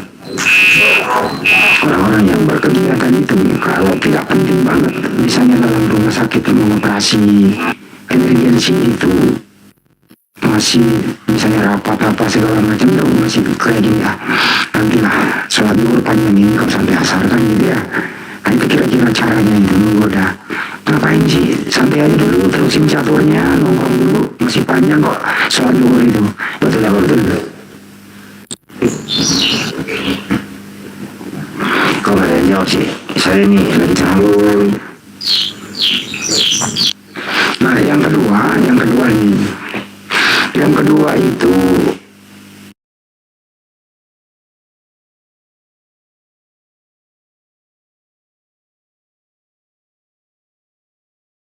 begitu. Yang dibeli dulu ya, Romex. Menggoda kita bagaimana jangan sampai menjadi Islam. Ya, interaksi sosial itu tadi sesama manusia. Hati-hati banyak juga ya tampilannya seperti Islam, tapi mereka ini berusaha mencari teman ke neraka karena sudah bekerja sama dengan si Bilisis tadi itu, sang penipu itu. Betul apa betul? Nah, ini yang sering kita hadapi selama ini. Bang Juma setengah mati tuh menghadapi mereka-mereka seperti itu. Mereka berusaha, kalau ingin tahu keluar Islam dulu deh, pasti kamu tahu. Nah, itu kira-kira. Yang ketiga, melalui faktor psikis. Nah, faktor psikis ini juga berbahaya, teman-teman. Faktor psikis itu mempengaruhi rasa cinta, terutama kepada cowok-cowok nih. Biasanya itu berhubungan lawan jenis yang tidak seiman. Nah, di sini juga berbahaya sekali. Jadi banyak sekali metode-metode yang mereka pakai itu, si Bilisis ini, untuk menggoda orang yang beriman agar keluar dari Islam. Untuk itu waspadalah, dan waspadalah. Tetap kalau tidak tahu apa-apa, lebih baik bertanya. Jangan diskusi, jangan buka komal kalau tidak mengerti. Di sanalah ladang mereka untuk berakrobat. Untuk itu teman-teman penonton juga hindarilah menonton yang kira-kira tidak pantas Anda tonton. Nanti Anda terpengaruh di sana. Lebih baik ikut kajian ilmu, dengarkan ceramah-ceramah Ustadz kita banyak kok, Ustadz Adi Hidayat, Ustadz Abdul Somad dan lain-lain. Lebih baik ikut kajian itu daripada mendengarkan hal-hal yang aneh yang membuat Anda bisa terpengaruh oleh si Bilisis sang penipu ini. Terima kasih, mudah-mudahan tidak bermanfaat. Mudah-mudahan bermanfaat. Silakan Mas Pandi. Iya, siap. Bang Randy ini Islam atau Kristen, Bang, agamanya, Bang? Katolik atau Protestan? Kalau sementara ini di sesuai KTP Katolik, Bang. Siap. Salam kenal lah Bang Randy ya. Bisa open cam Bang Randy? Salam kenal. Bang Randy bisa open cam? Iya, open cam dulu Bang, karena sebentar dialognya itu akan open cam dengan Bang Zuma. Kita sembari menunggu Bang Zuma selesai ibadah, teman-teman. Nanti, Bang Randy nih ya. Sudah sering naik Bang Randy ya? Iya. Iya. Bang Randy ini, Mas Pandi, Bang Randy ini Katolik lurus. Yesus itu utusan Tuhan. Mantap, Yesus itu bertuhan, itu loh. Siap Bang Andi. Oke, kita menunggu Bang Zuma, Bang Randy ya. Cuman sebentar sedikit dulu Bang. Sedikit dulu Bang Randy ya. Jadi Bang Randy, sembari menunggu Bang Zuma, saya tutup kamera aja dulu.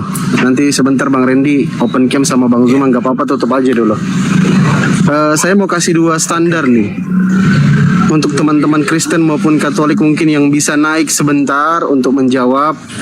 Ada dua standar yang bisa kita berikan. Yang pertama di dalam Keluaran 23 nomor 7. Ini standar pertama ya. Untuk membangun angkatan udara dan sistem Jalan Pancasila ini Kristen atau Muslim Bang agamanya? dan Israel hanya membutuhkan beberapa jam. Oke, beliau mungkin tadi Muslim. Oke, Keluaran 23 nomor 7 itu standar pertama. Bang Randy di mute dulu Bang Randy, itu nanti dimarahin sama nenek. Oke, saya lanjut ya. Standar pertama di dalam Keluaran 23 nomor 7, orang yang benar, orang yang tidak bersalah tidak boleh kau bun-bun. Berikutnya ada standar kedua nih yang saya mau simpan. Di dalam Yohanes 8:44, jika kamu ingin membunuh Yesus, itu kata Yesus, iblis lah yang menjadi bapakmu.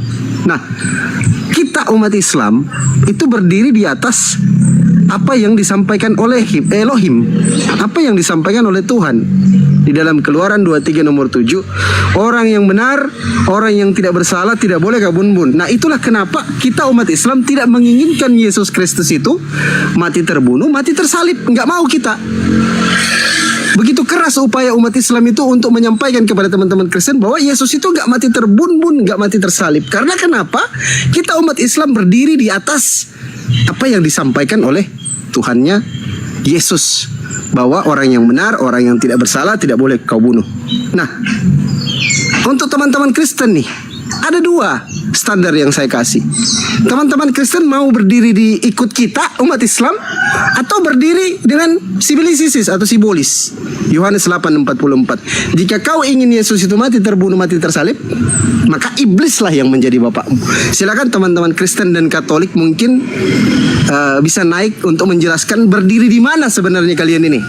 Atau Bang Randy mungkin bisa menerangkan sedikit, bisa menjawab sedikit. Silakan Bang Randy. Baik, terima kasih Bang Fandi. Bang Randy ya. Saya bikin Bang Ardi. Sorry. Salah. Silakan ya, lanjut. Bang Randy. Sorry, salah dengar. Saya pikir Bang Ardi tadi. Lanjut. Sorry.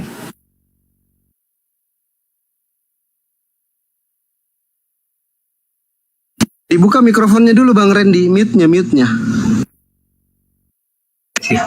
Ya, selamat siang juga. Saya juga ini belajar juga Bang. Kita ini manusia harus belajar. Tapi belajarnya Selamat siang, Bang dalam Randy. segi hal mana? Yang positif, yang segi positif atau yang negatif? Nah, Iya. saya belajar nih cari yang positif, mana yang benar Bang.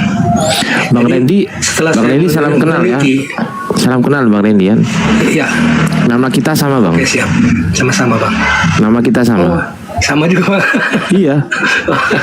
Abang namanya Randy kan? Cuma beda agamanya aja ya. Iya ya. Iya Bang. Tapi saya sudah tidak.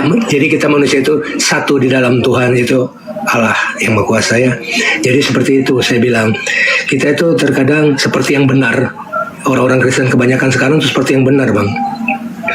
Seperti yang benar mereka mengakui, dan malah mereka tidak menunjukkan kekristenan mereka yang sesungguhnya Bang, yang diajarkan oleh Yesus itu sendiri. Ya, malah mereka membenci, malah menghakimi, menjudge semuanya yang jelek-jelek, malah kan itu yang sangat disesalkan oleh saya Bang. Padahal ajaran Yesus tidak seperti itu Bang. Itu maksud saya. Jadi Bang Randy, menarik saya mempelajari. Bang Randy, Ya. izin Bang Randy. Apa, Bang? Kalau posisi Ya. Bang Randy sebagai Katolik, Ya. Bang Randy itu berdiri di mana sih? Di dalam Keluaran 23 nomor 7 atau di dalam Yohanes 8:44? Menurut Bang Randy? Kalau sekarang, kalau menurut saya, kalau saya berpikir kembali kepada hukum Taurat aja Bang. Saya Berarti Bang Randy lebih nggak mengikuti mau- apa yang dia Ya, oke, Bang Randy mengikuti perintah Elohim bahwa Yesus itu tidak boleh dibun-bun gitu. Azan, sholat dulu sana. Siap. Azan. Memang betul. sholat, Ada di sholat. sini Bang Andi. Di sini udah Bang Andi. betul. Kok baru ada di situ? Jadi betul.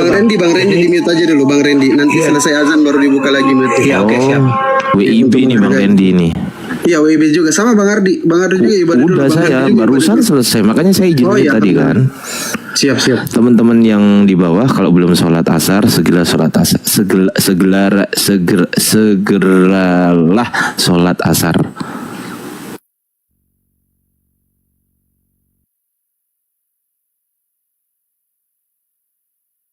Ya teman-teman ya, dikit lagi Bang Zuma selesai tuh.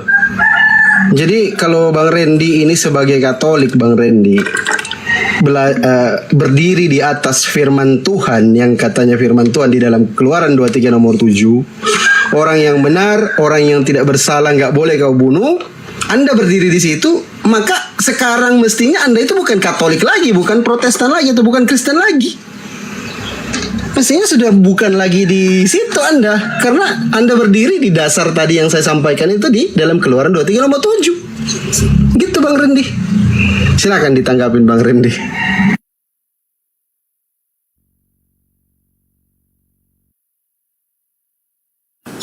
Orang disuruh dengerin adzan dulu, sekarang disuruh nanggepin. Masih ada dulu Bang. Emang lah Fandi Ahmad ini tendang dulu. Siap Bang Randy. Oke, untuk teman-teman Kristen di bawah ya, yang lagi menyimak, lagi ngopi-ngopi kali, lagi ngudut di bawah. Misalkan teman-teman Kristen gatal, sebentar kami naikkan, nanti kami turun semua, Bang Handi, Bang Ardi, Stadio kita turun semua. Nanti kembali Bang Zuma lagi sendiri, open camp. Nanti teman-teman Kristen yang penasaran dengan standar yang kita berikan tadi bahwa berdiri di mana nih teman-teman Kristen? Takutnya teman-teman Kristen ini saking pengennya Yesus itu mati terbunuh, mati tersalib, ternyata teman-teman Kristen ini berdiri di atas dalil yang sibilisis. Jika kau ingin membunuh Yesus, iblislah yang menjadi bapakmu. Yohanes 8 nomor 44. Nah, kalau kami nggak mau di situ, karena bisa-bisa iblis yang jadi bapak kami. Gitu teman-teman. Jadi kami maunya itu Tuhan kita itu tetap Tuhannya Nabi Musa, Tuhannya Nabi Yesus, Tuhannya baginda Rasulullah Nabi Muhammad yang tidak kelihatan itu Tuhan kami.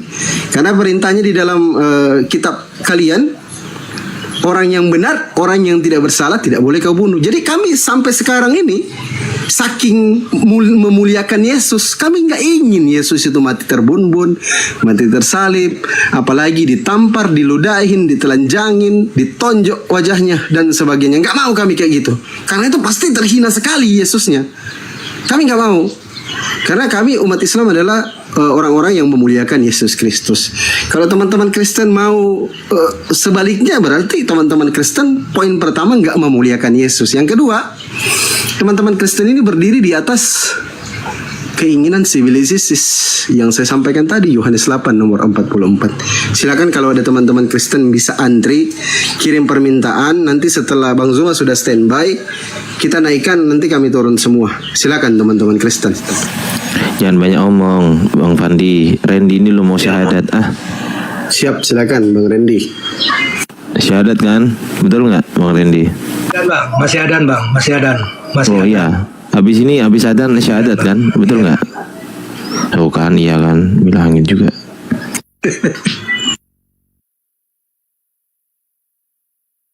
Saya doakan semoga Bang Randy diberikan hidayah oleh Allah Subhanahu wa taala, tetapi perlu kembali lagi bahwasanya la ikraha fiddin, tidak ada paksaan dalam beragama gitu ya. It's me, saya sudah paham it's me. Saya diskusi lintas agama itu mungkin kau belum punya TikTok it's me. Gitu loh. Ngerti kita ini di sini. Gak mungkin saya memaksa. La ikraha fiddin, tahu saya dalilnya. Saya mendoakan supaya dapat hidayah dari Allah Subhanahu wa taala. Tidak ada memaksa di sini. Bang Randy kalau bisa jangan ngudut ya, sambil open cam, karena TikTok itu sensitif. Kalau bisa jangan ngudut sambil menunggu, sembari menunggu Bang Zuma. Teman-teman Kristen yang pengen naik di bawah silakan, nggak apa-apa, nggak usah takut. Nanti kami naikkan. Sudah selesai azan Bang Randy, silakan. Nah, ya jadi gini Bang ya, saya menarik sama sekali ya. Jadi menarik dengan mempelajari ya.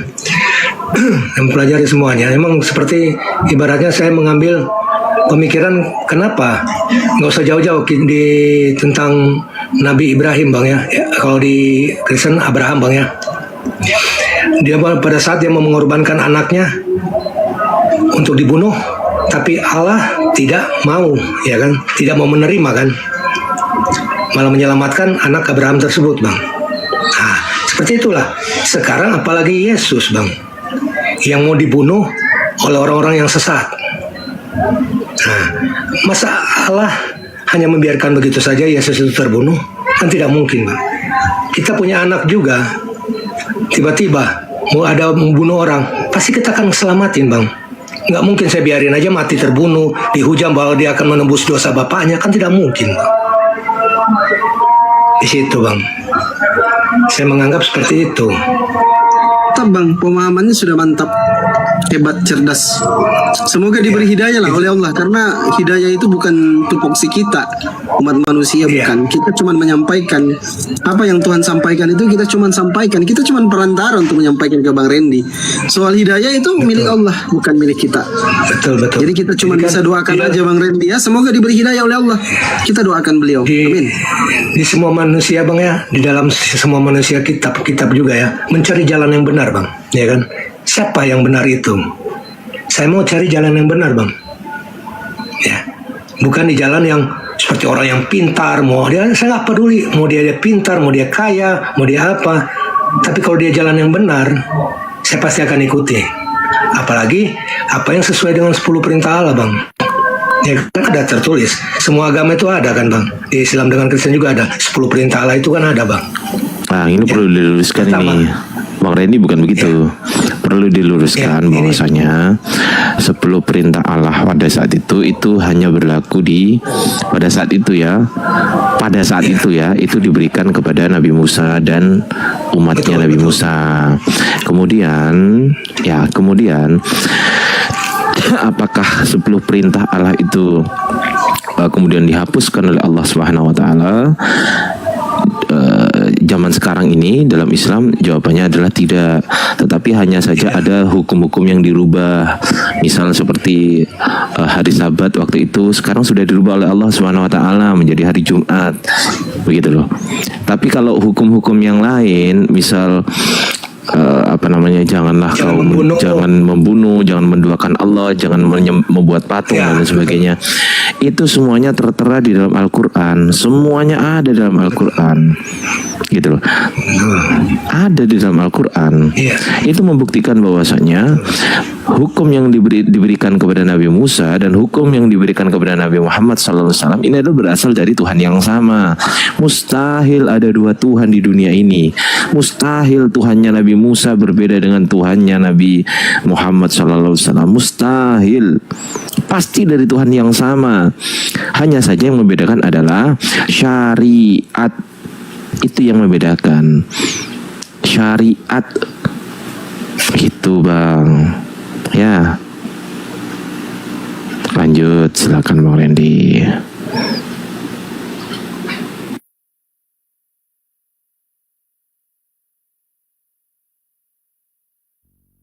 Ngelek ya Bang Randy, ngelek.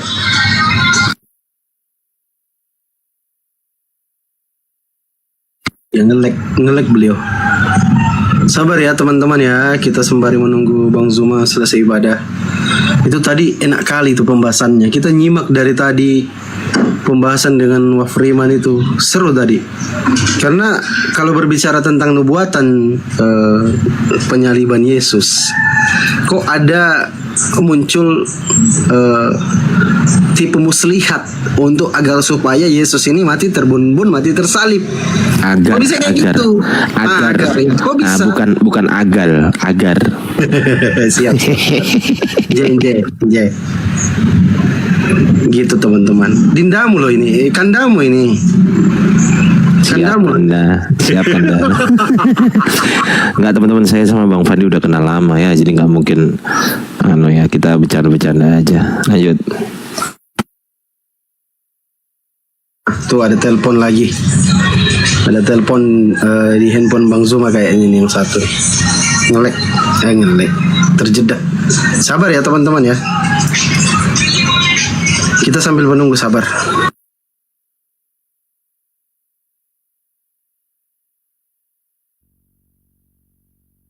Sabar sebentar, kalau Bang Zuma sudah ready, kita kembali.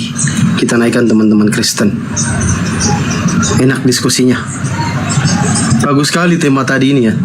Cuman berjalannya itu waktu diskusi dengan Wafriman itu pokoknya keren. Kita yang haus ilmu ini jadi dapat banyak literasi dari Gurunda, dari Bang Zuma. Saya dari Sulawesi Bang, Camat Amerika. Dari Sulawesi Tenggara. Makassar juga, cuma sekarang stay-nya di Sulawesi Tenggara. Kota Kendari. Sabar ya teman-teman ya, yang di TikTok maupun di YouTube, sabar sebentar. Salam semuanya yang baru bergabung.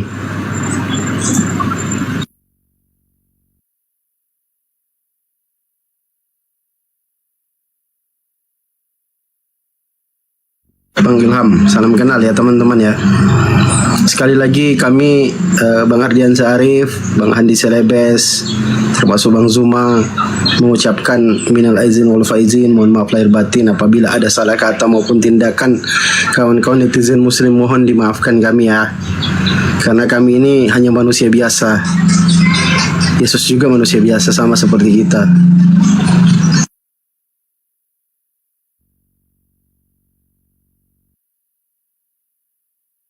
Saya bukan ustadz, yang ustadz ini Bang Ardiansa ini loh, ustazah ya. Kalau Bang Andi ini dosen kristologi dari Burundi. Beliau ini S4 sudah, Bang Andi Selebes. Terus jangan lupa teman-teman di subscribe ya YouTube Bang Zuma, Zulkifli M. Abbas. Coba yang tahu nama YouTube Bang Zuma diketik dong di bawah biar teman-teman bisa subscribe. Handi Selebes Channel dan Bang Ardiansa Arif. Coba yang tahu YouTube-nya diketik di bawah biar teman-teman bisa subscribe juga teman-teman ya. Ya, Guru Bahasa Indonesia dari Burundi ya Bang Andi. Yang belum subscribe gratis kok, nggak bayar kalau subscribe itu teman-teman. Silakan di subscribe gratis. Kayaknya ada masalah jaringan lagi nih Bang Zuma nih di tempat beliau karena beliau pakai Starlink. Kalau hujan atau angin kencang itu biasanya signal bermasalah. Rata-rata sih. Rata-rata itu. Ini padahal masih bisa sekitar 1 jaman ini, 1 jam setengah. Misalkan ada teman-teman Kristen, nggak apa-apa naik aja. Silakan teman-teman yang Kristen.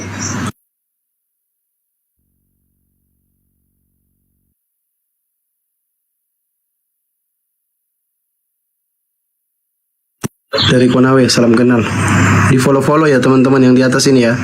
Bang Handi, Guru Bahasa Indonesia dari Burundi. Bang Ardiansa Arif, Guru Bahasa Ibrani dan Yunani, insya Allah. Juga saya sendiri di follow ya teman-teman ya, yang belum follow.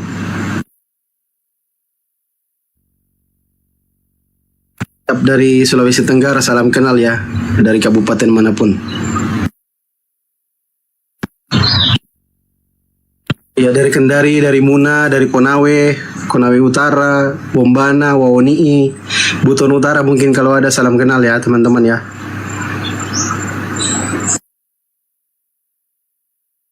Mantap nih, wah lengkap ini ada Wawonii, ada Wawbau, ada Muna. Salam kenal semua ya.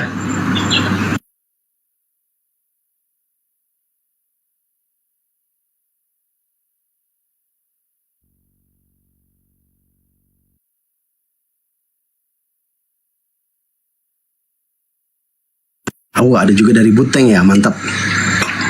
Ada dari Muna, ada dari Buteng. Ya di follow aja akun-akun kita teman-teman. Jadi bisa menyimak terus. Karena bukan hanya di TikTok, di YouTube juga di live kan nih, live YouTube juga.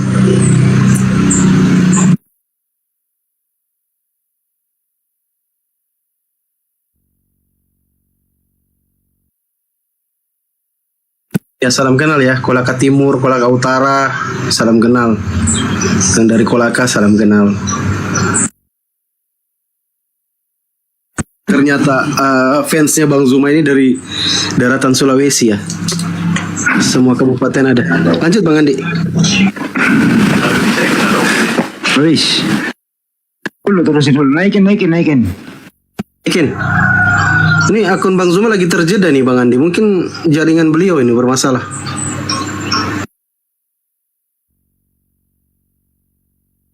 Ada gitu, aman gitu.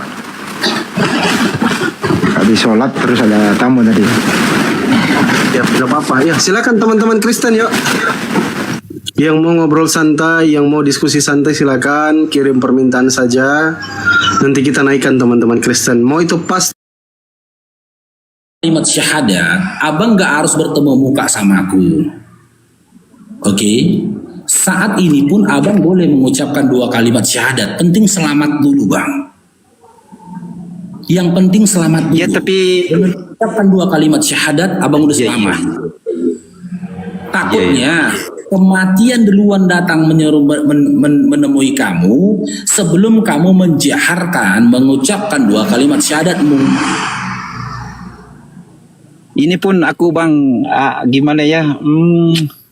Ya begitulah. Begitulah tanpa ditahukan, aku diam-diam aja gitu. Ya, sekarang saya tanya, apakah abang siap ini untuk mengucapkan 2 kalimat syahadat? Antara seperempat, bagi 2 bang, Oke, yang membuat Anda tidak siap itu apa? Banyak sih kendala. Banyak. Contoh seperti keluarga apa kan gitu. Oke, kalau keluarga Itu Anda, masa depan Anda, rezeki Anda itu bukan urusan Anda, itu urusannya Allah. Iya, kalau aku sampai diusir, aku mau kemana bang? Begitu bang. Kalau abang diusir, memang dan abang mengucapkan 2 kalimat syahadat, saya punya pondok tahfiz, silakan datang ke pondok tahfiz saya.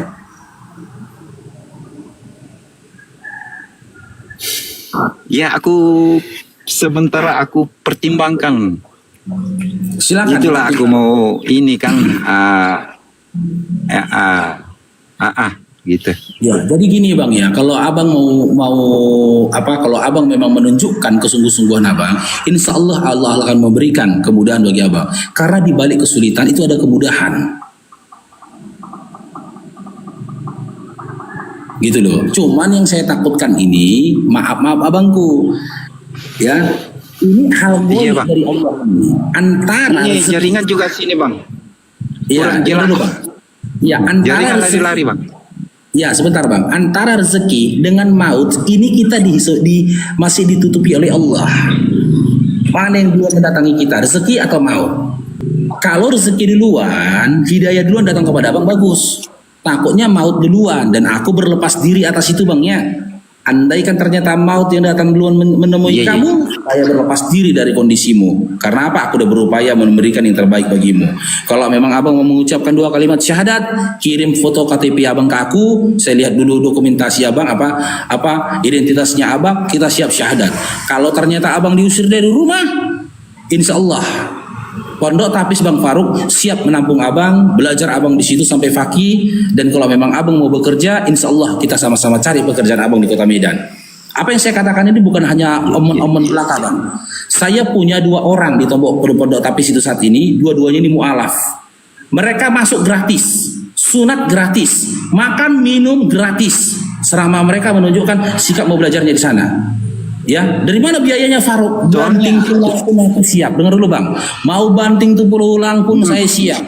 Dari mana dananya itu Faruk? Dari kalian semua teman-teman di sini, yang tap-tap layar, yang kasih saya gift, yang beli parfum saya, yang support saya pribadi secara pribadi, siap. Bahkan ketika di bulan Ramadan kemarin teman-teman, itu pengeluaran kita hampir berkisar 10 juta lebih di pondok itu. Termasuk dengan kegiatan sahur dan berbuka di pondok itu teman-teman. Di situ ada namanya Alif. Dia diusir dari rumahnya bang. Rumahnya di Batubara. Dia syahadat di Komalnya Bang Loding. Bang Loding telepon saya, tolong sunatkan ini Bang Faruk. Siap. Terbangkan dari Batubara, kita jemput pakai mobil Grab sampai ketemu Kang Sunat. Ternyata dia minta pulang. Begitu dia minta pulang, diusir sama keluarganya. Saya ditelepon, aku diusir Bang Faruk. Siap. Kita jemput dari Batubara. Saya siapkan Grab, jemput dia ke Batubara. Dijemput ke Batubara, sampai sekarang dia masih belajar nyaman di Pondok Tahfiz kita. Begitu juga ada Marga Siagia. Sama saya itu, dia berdebat offline sama kita. Ya Alhamdulillah, akhirnya mengucapkan 2 kalimat syahadat. Dan dia nggak diusir memang, tapi memang kepingin belajar. Alhamdulillah, sekarang dia sudah bisa sholat, sudah bisa wudhu, dan beberapa fikih yang lainnya. Intinya Bang Faruk hadir di sini dan juga teman-teman di sini yang dukung Bang Faruk memudahkan urusan teman-teman yang memang yang mu'alaf, yang mengalami kesulitan. Bahkan bukan hanya mu'alaf. Jika ada teman-teman Kristen atau saudara-saudara kita di luar Islam ingin mengetahui tentang apa itu Islam, gitu loh. Tak mau syahadat tapi mau belajar ini tentang Islam, mau mengetahui tentang Islam. Kita siapkan guru yang lebih kompeten. menjelaskan tentang Islam kepada kalian. Kalau kalian mau tahu tentang Islam, datang ke pondok kita. Saya punya beberapa guru, di mana guru-guru yang kita miliki ini adalah bagian dari beberapa pengajar barakallahu fikum Bu Nadia, pengajar yang ada di TPA kita, bahkan di pondok kita. Pengajar di pondok kita itu bang bersanad, ilmunya itu bersanad sampai kepada Nabi Muhammad sallallahu alaihi wasallam.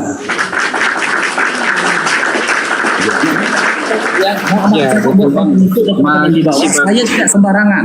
Saya tidak sembarangan memilih guru. Saya tidak sembarangan.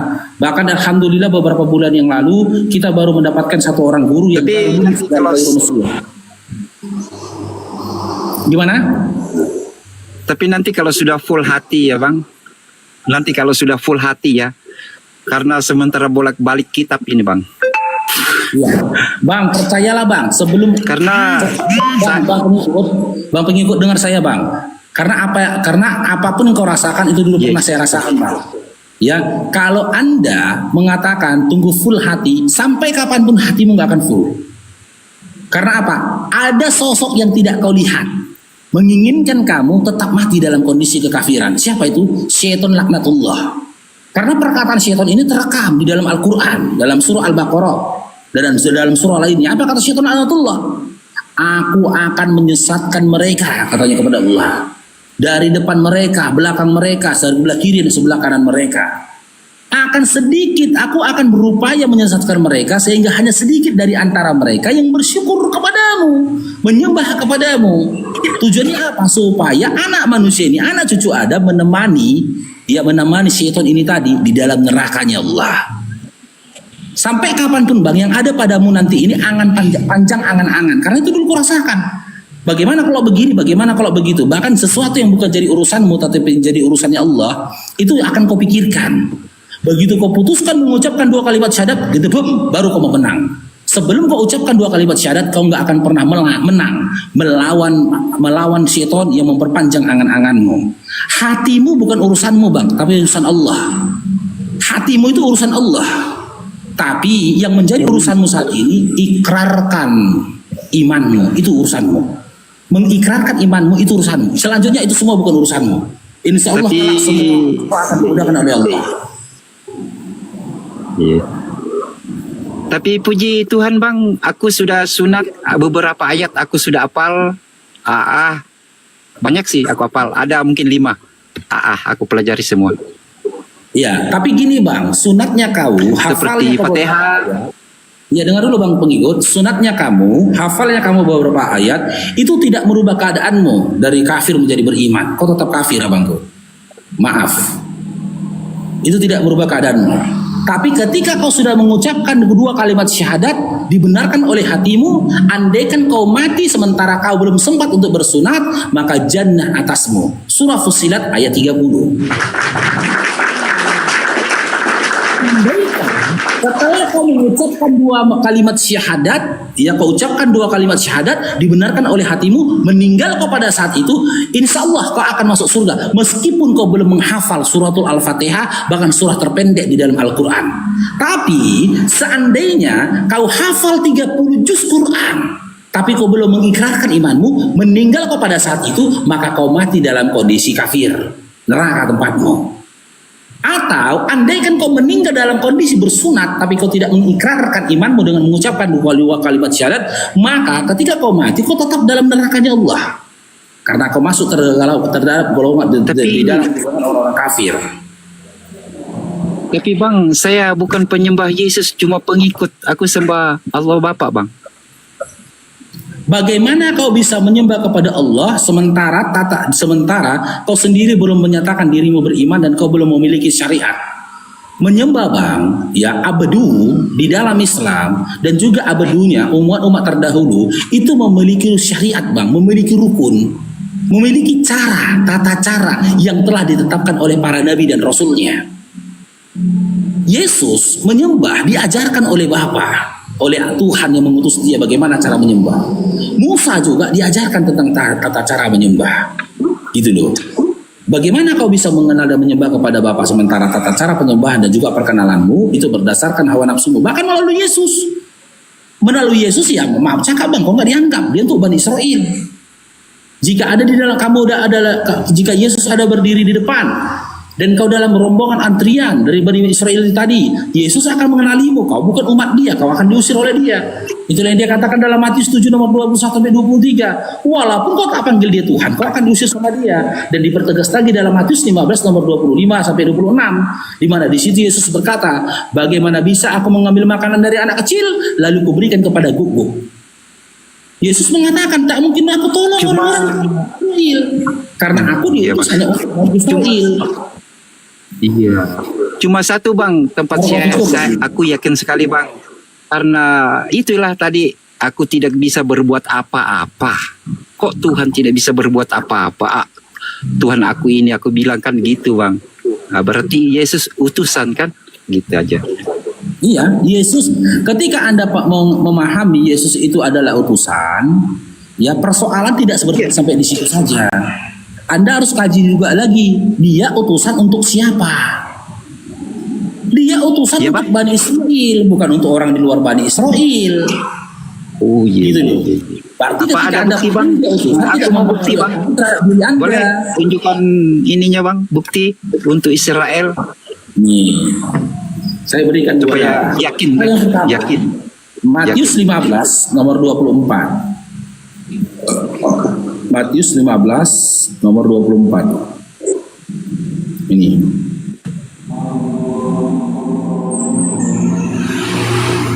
Jawab Yesus, aku diutus hanya kepada domba-domba yang hilang dari umat Israel.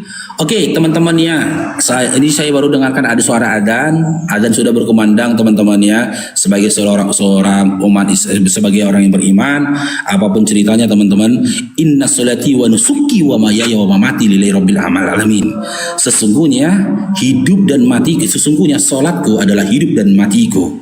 Tidak ada hal yang lebih penting di atas bumi ini bagi kami orang beriman. Katanya tapingan dibawa. Ya, sabar dulu. Konten kejang, aku tidak kejang bang, aku tidak. Tidak kejang. Ya nggak apa-apa. Oke, sudah ada itu tapingan dibawa. Katanya konten kejang, aku tidak kejang.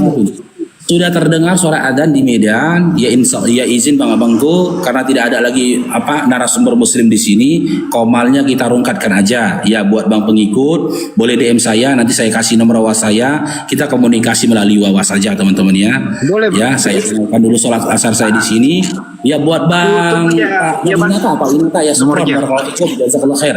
Jika ada salah kata bang mohon maaf. Pada Allah subhanahu kita sempurnakan dengan doa kafaratul majelis. Subhanallah wa bihamdika asyhadu anta astaghfiruka wa atubu ilaik. Buat semua teman-teman yang kontribusi, Bang Sufar ucapkan syukran jazakallahu khair, barakallahu fikum. Dan bagi teman-teman yang ingin berkontribusi dalam perjuangan Bang Farouk, baik online maupun offline, boleh DM Bang Farouk. Ya sampai di sini dulu teman-teman. Semoga semua orang yang menonton di Komal ini dan semua manusia di atas bumi ini mendapatkan nikmat tertinggi di atas bumi ini. Apa nikmat tertinggi itu? Iman dan Islam. Tapi iman dan Islam itu bukan ditunggu. Amin. Jemput. Iman dan Islam bukan ditunggu tapi dijemput. Assalamualaikum warahmatullahi wabarakatuh. Waalaikumsalam warahmatullahi wabarakatuh.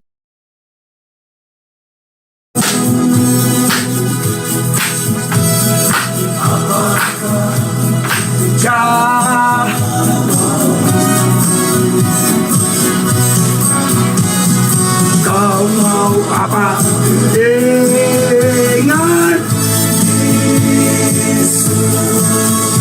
Hai, apakah jawabku?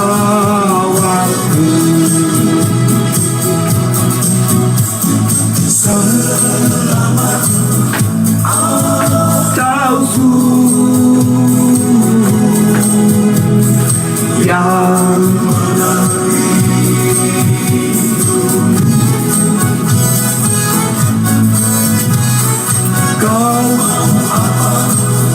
dengan Yesus, hai apakah jawabmu?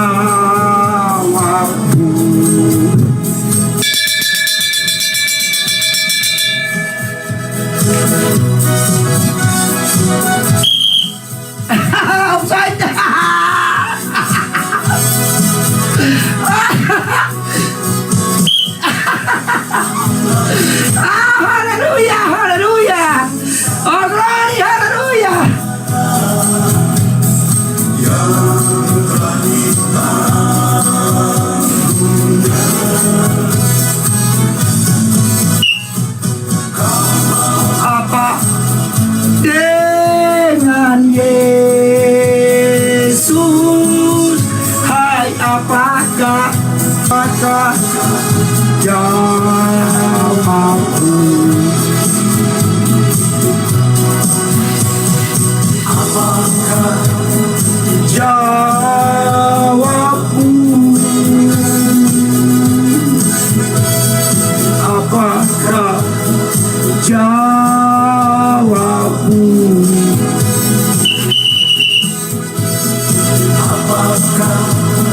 jawabku.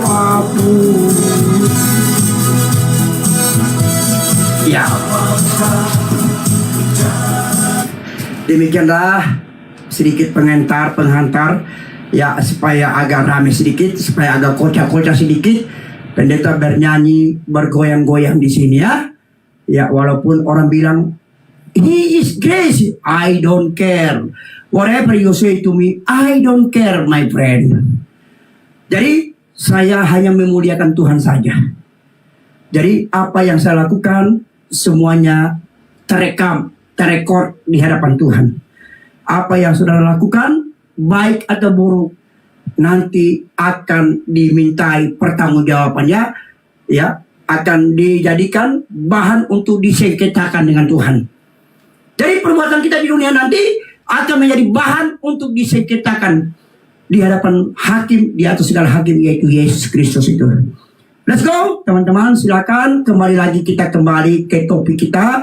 Mungkin ada pertanyaan-pertanyaan lagi. Silakan narasumber bertanya. Kami para pendeta akan memberikan penjelasan kami sesuai kapasitas kemampuan kami ya. Kalau kami jawab, bisa jawab, kami jawab. Karena bagi saya tidak sembarang menjawab. Karena ini ruang publik. Jadi kalau kita salah mengajarkan, menjelaskan kebenaran, fatal. Fatal ya. Dan nanti akan digoreng, akhirnya jadi masakan hauce, capcay, hauce ya. Oke, let's go. Saya turunkan lagi. Silakan Ibu bertanya atau siapa saja, berikan narasi Anda. Baik Pak Pendeta, itu ngaji pinggir jurang sudah multi Pak Pendeta. Hah? Ngaji pinggir jurang. Kenapa dia? Minta naik Pak, sudah multi Pak. Tadi jaringannya makanya turun tadi siang. Lagi di luar negeri nih, pelayanan di luar negeri nih, ngaji pinggir jurang. Beliau ini? Iya.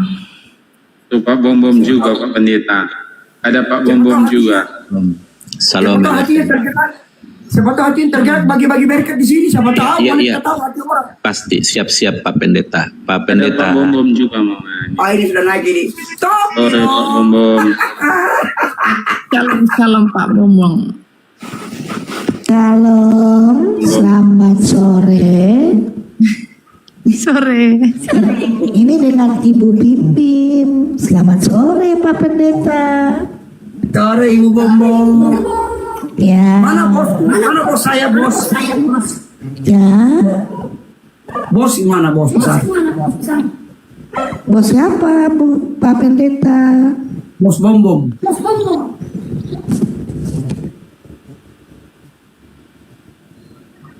Beliau di mana, tidur kan?